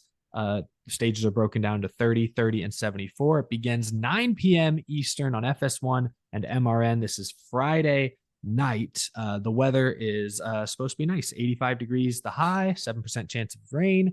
And the defending winner is John Hunter Nemechek. This was last season. The Xfinity race is scheduled for Saturday at 3:30 p.m. Eastern on Big NBC and the Motor Racing Network. This is the Kansas Lottery 300. Also not confusing. 200 laps, stages broken down to 45, 45, 110. Another warm, clear and dry afternoon, 86 degrees, 2% chance of rain. And Noah Gragson was the winner here 1 year ago. The Cup race is scheduled for Sunday at 3 p.m. Eastern time on USA and PRN. It's the Hollywood Casino 400, 267 laps, stages broken down into 80, 85, and 102. Weather also mid-80s, 7% chance of rain. Should be a clear and dry weekend at Kansas this weekend. Bubba Wallace is the defending winner. I'm going to knock on my wood desk because I just perhaps jinxed the weather. Fingers crossed we did not. Where my seats are is right near where one of those really loud speakers are. Can't wait to hear MRN. Oh, there's a crash in turn 3. Yeah, you're gonna get Alex Hayden's voice right in your spine. I'm fine with it. I like MRN. Yeah, honestly, there's worse things. There's worse things to have in your spine. Yeah, I would believe so. Yeah. Darian, what are the odds makers? How are they viewing Kansas, the Cup race? Well, these odds are extremely close once again. Very competitive field as Denny Hamlin enters this week as the odds on favorite at plus 450. His teammate Martin Truex Jr. plus 550, along with Kyle Larson.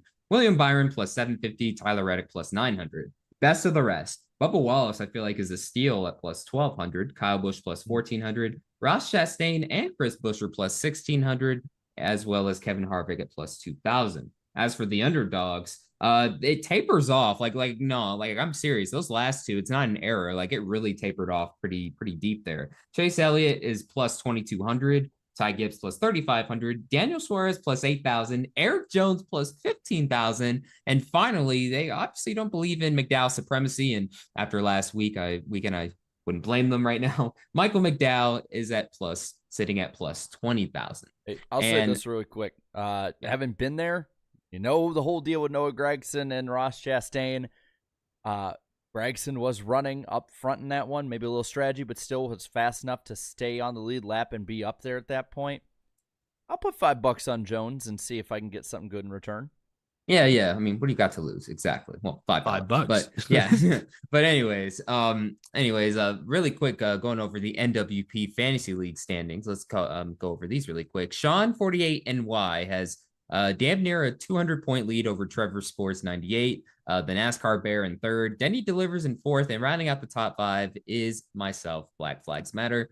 Unfortunately, it wasn't the best weekend points wise. As for the second NWP Fantasy League, way closer, as the top 3, or actually the top 4, are separated by less than 10 points.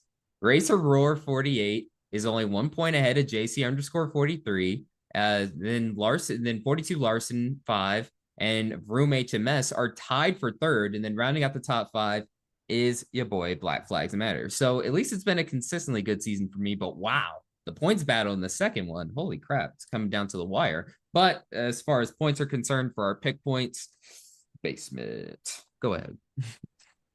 Our pick points have been, like Danny said earlier, been brought together quite a bit. Right now, chat, you're still leading 454. I think you and I, chat, picked the same drivers last week, so I'm still 15 points back. Jarrett is minus 44.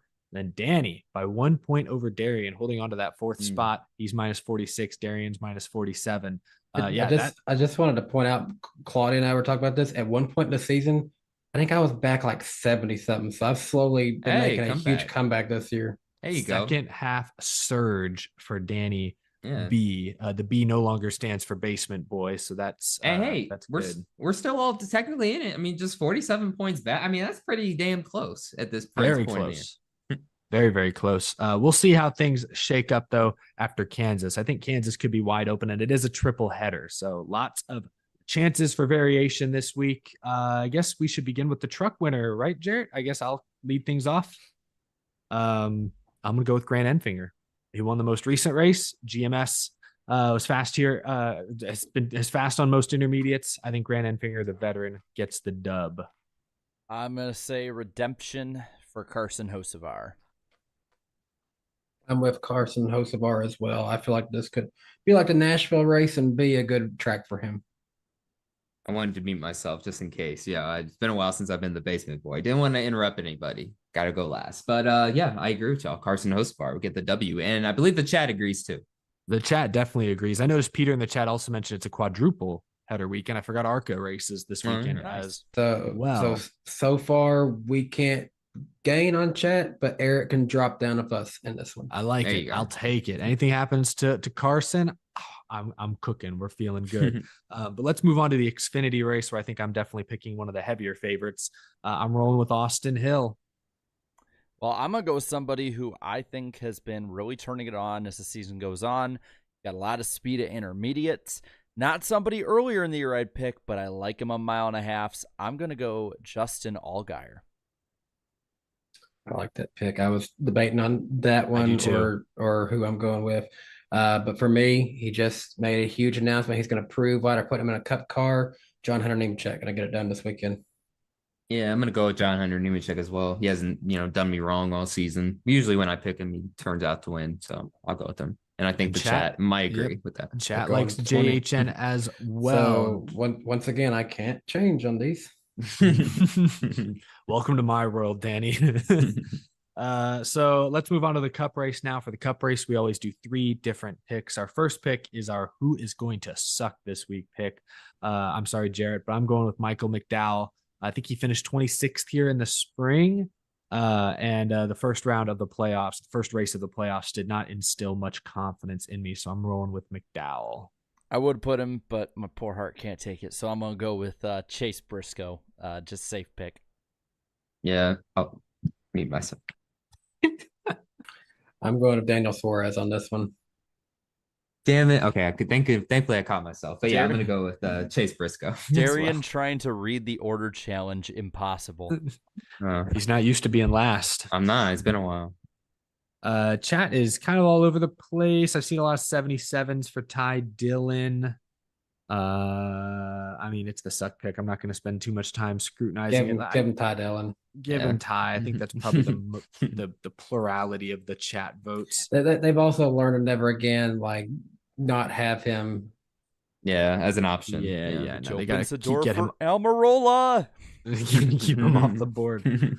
So our dark horse pick, who's a sleeper pick for this one, I'm actually going to go with Ty Gibbs. Toyota's always very fast at Kansas, or at least has been recently, and I like Ty Gibbs, the speed he's shown. I don't think he's going to win this race, but I think a top 5 is certainly the expectation. My guy was halfway decent here last year. I'm not expecting the top 10, but I think he could get a top 15, which for this year is pretty good. And I'm going to go Austin Cindric on this one for my dark horse. And my underdog is kind of fitting for who my pick to suck was, but he come close to winning this race last year until he got past in the end of it. But Alex Bowman could be the underdog to show some good speed. The right things happen. He's not in the playoffs. He could win Hendrick's 300 race. I think he'll be a contender, but I don't think he'll pull out the victory, though. And I know considering all the stuff that happened last year with them at Kansas, but I'll go with Bubba Wallace as the underdog. I feel like, a top 5 run. He's the defending winner. How is that an underdog? Because we got other competitive guys. You got Hamlin. You got he's below the cut line right now. I mean, yeah. So just by 1 point, though. The chat has mainly saying Bubba. That's their underdog. Dude, is the definition of underdog changed? Compared to the Toyota drivers, yes. He's only won. He's only won twice. He's better than last year. He's won twice. How? They'll get a top 5. I picked a 7-time winner for my underdog. Yeah, but he didn't win here last year, and he sucked this year. Damn, That's Jared's shook, chat. He's really Hey, shook. You stumbled into the wrong. hey, it's a dumbass pick. Darian and Chat just took him, so he's Yep. off their board for There you win. go. So No, Yeah, there you we're go. That's a picking Bubba. stupid They agree with pick. me. Me in the chat. Great minds think alike. There we go. Like that, he should be on your radar for win pick. He's a top 5. I don't know He'd be why this competitive. got me so heated, but it does. Yeah, he just. Ooh, He boy. should be a favorite this week. He should not be an underdog. Oof. I agree. I agree with you there. Well- but the chat did it to themselves. There we go. And now, Darren, what time is it? And now for the main event. So Jared can pick Bubba to win. Who's gonna win? Who's gonna win at Kansas, Eric? And I will mute myself. I'm not picking Bubba to win, although I do agree with Jarrett. He is one of the favorites. His teammate, however, is the favorite. He had a top 5 car, Darlington, good momentum on his side.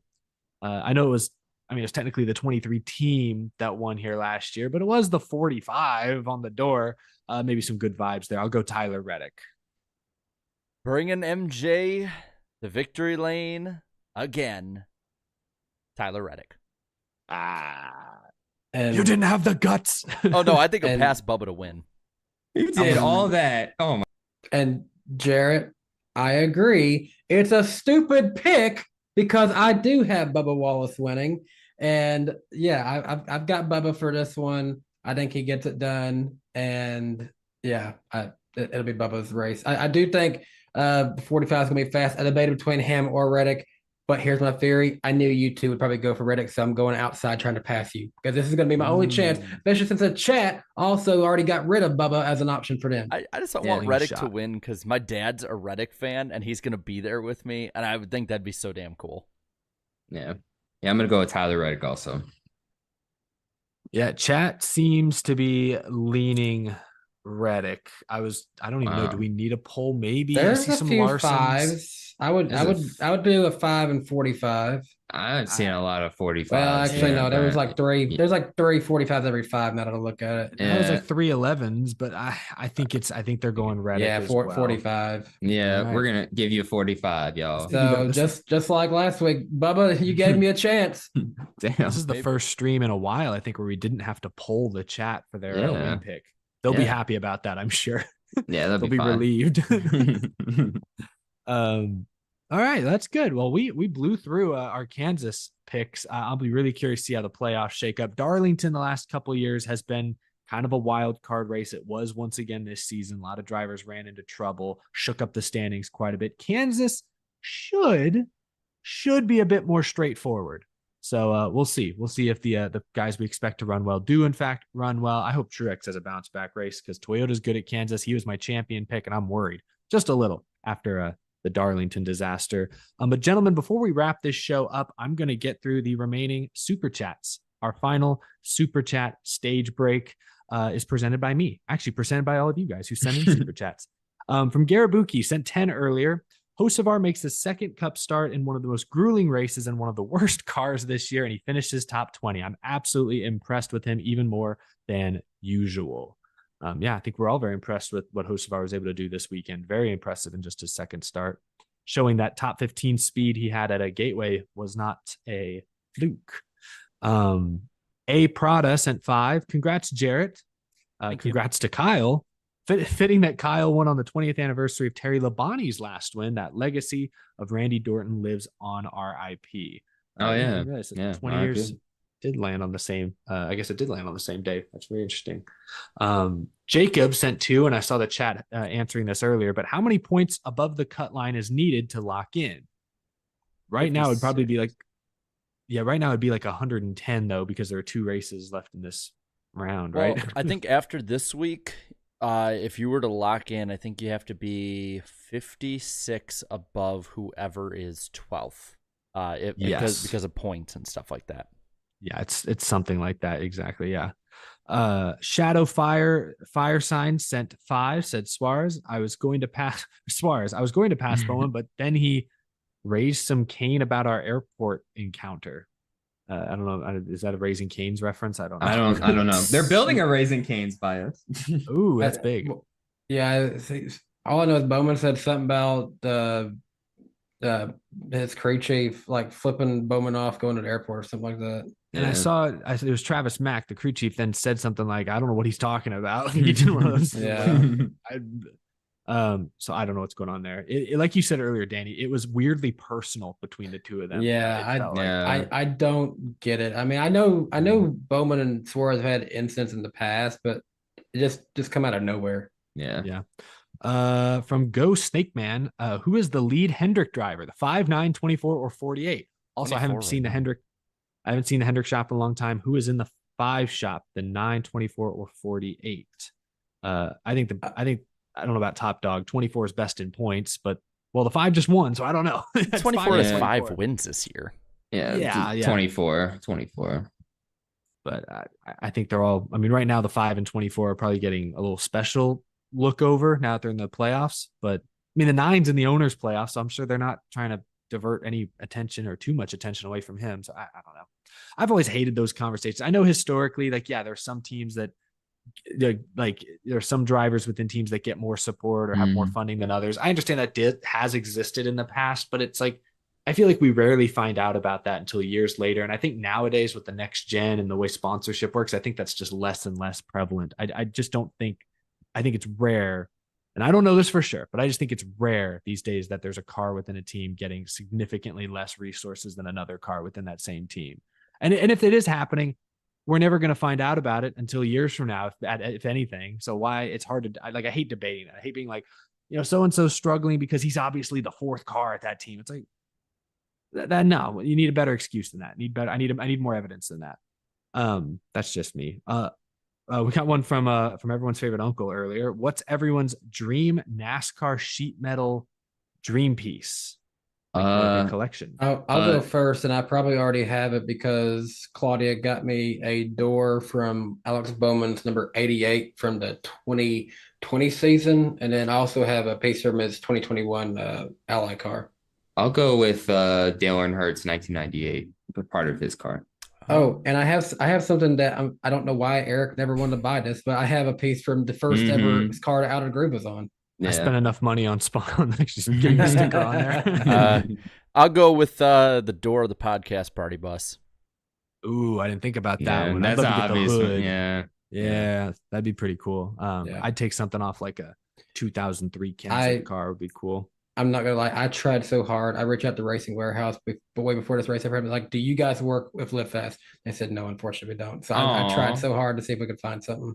Damn. Yeah, I've heard the hood from this car is sitting at JD Motorsports. I don't know about now.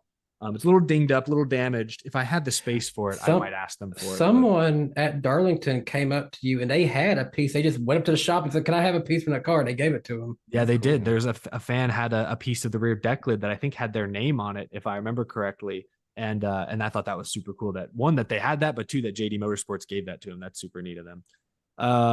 From J-Man, what do y'all think of the potential of a potential championship race at Kansas with the next gen? I think it'd be okay. I think it'd be interesting. It would be really cold, wouldn't it, though? That's probably true. Risky. It's hit or miss. My problem is I would not want to run the risk of NASCAR running the finale right next to possibly a Chiefs home game. Yeah, that's a good point. With Mahomes there, that is not something I want to put at risk. And the city would probably plan around that, but still, like, I don't want to risk it. Yeah. We got another super chat here from Uncle. He said Detroit Grand Prix deserves an Xfinity date. That's random, but I don't know. Maybe, random. Maybe sometime down the road, a street race for Cup. Maybe I don't know. Well, no, it's Xfinity. That's what I think is the most random part about it. He's not even thinking about the Cup schedule. We always talk about Cup. We forget about Xfinity, but he's like, no, put Xfinity on the streets of Detroit. How about that? Evan Britton sent another 2. When will Denny land a Denny's sponsorship? Didn't he have that? I thought he drove that a car. No, didn't he have that whole Denny's thing back in, I don't know, like that 15, does sound 16? familiar. Yeah, I remember seeing the commercials. Yeah, I swear I thought he drove a Denny's car for one race. He might Maybe have. he did. Yeah. I know Matt Kenseth, I think, drove a Denny's car in the Busch series. Yeah, but I remember those commercials. Like, oh, we're gonna change Maybe it to that's Denny's why I'm Denny's. getting confused. Maybe Denny did. I don't know. I have to go back and look. Someone let us know.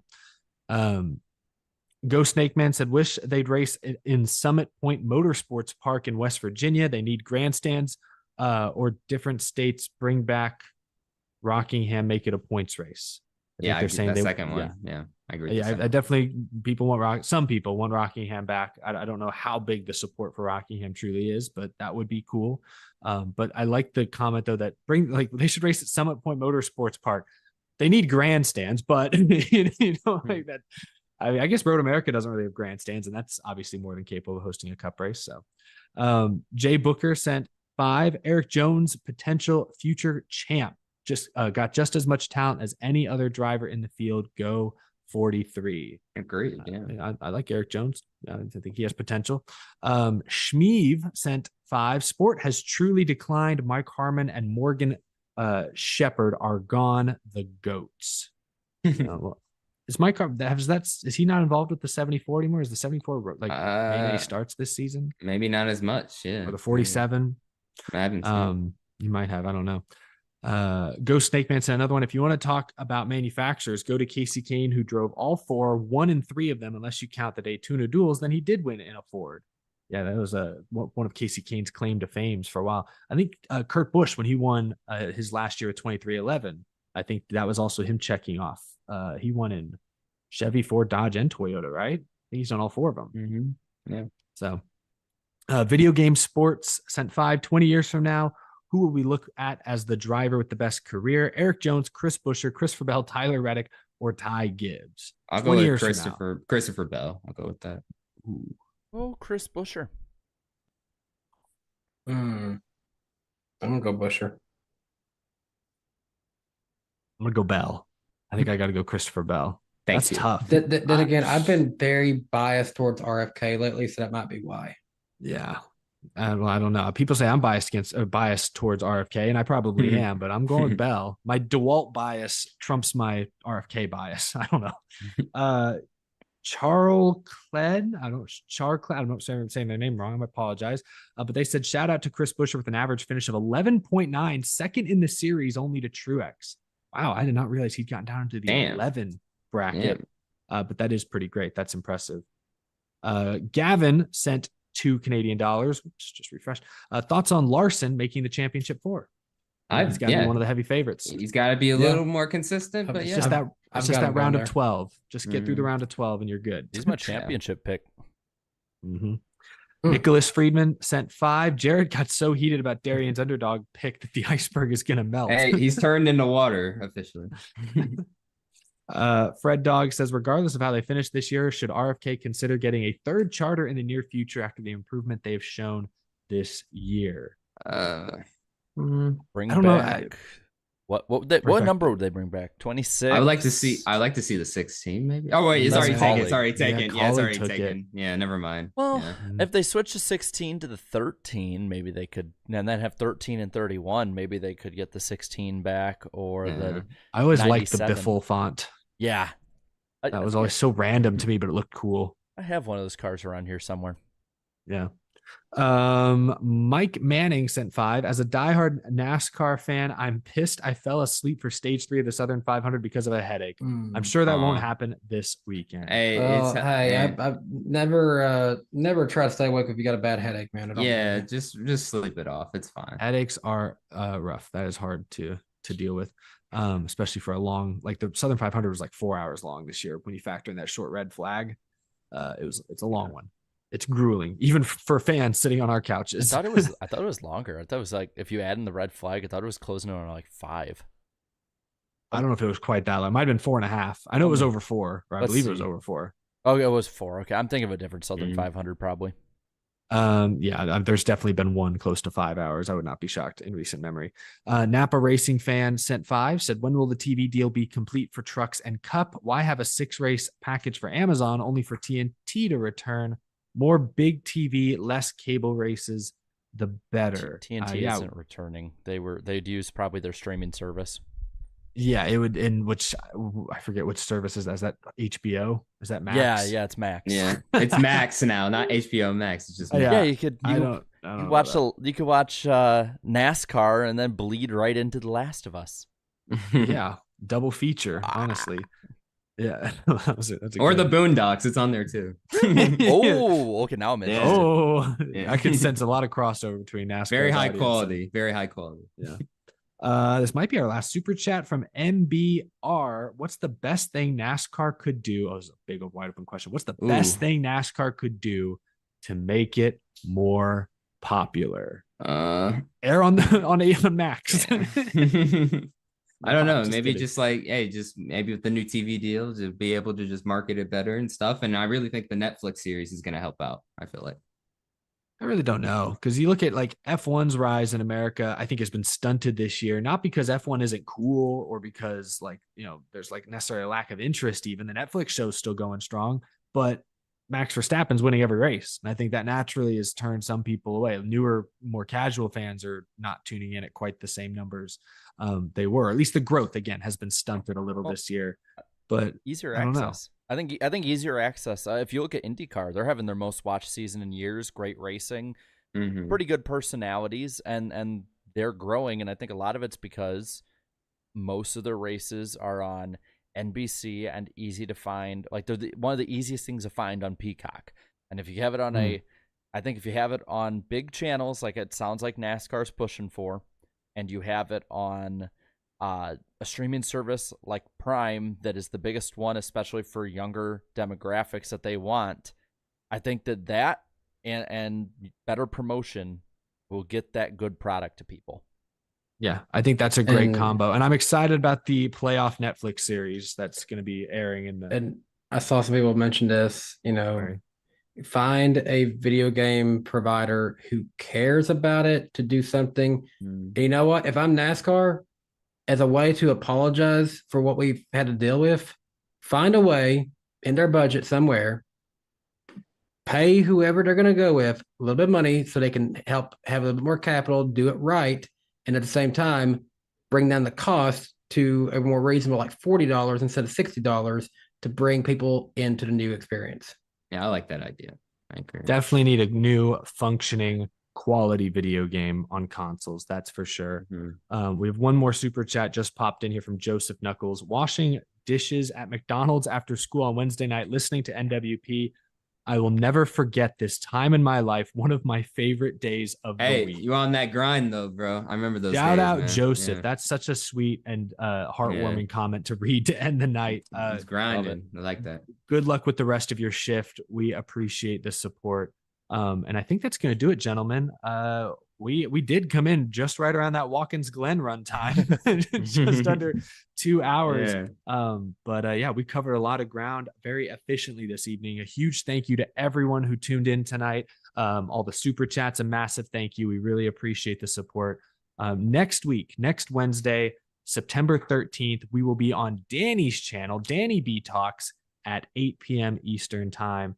You can click, I have Danny's name down in the description below. You can click on any of our 4 names to subscribe, but make sure you're subscribed to Danny so that you don't miss next week's live show. We'll talk all things Kansas. We'll preview the Bristol night race. Very exciting. But yeah, gentlemen, thank you for being on. Jarrett, have fun at Kansas this weekend. Oh, yeah. And next week I will be another year older. My birthday is this Saturday. Oh, that's right. That's right. Almost forgot. So many special occasions going on around the show these days. Happy early birthday, Danny. Thank you, MBR. One final super chat. We appreciate you watching. But that's going to do it. Ladies and gentlemen, thanks for tuning in to another episode of the NASCAR Weekly Podcast. I love the flag, Darian. We will see you next week. Have a good rest of your week, folks. Goodbye. Have some fun tonight. Go get Bristol, baby. Oh, yeah. Ready. Green. What the copy? Right foot down. We had to go, Brad. Unbelievable, man. Way to keep your head in it. Holy boy. Oh, boy. Yeah. Boy. Yeah. I'm done with it. It's your face. Set sail. Steve, you look beautiful. Doing great.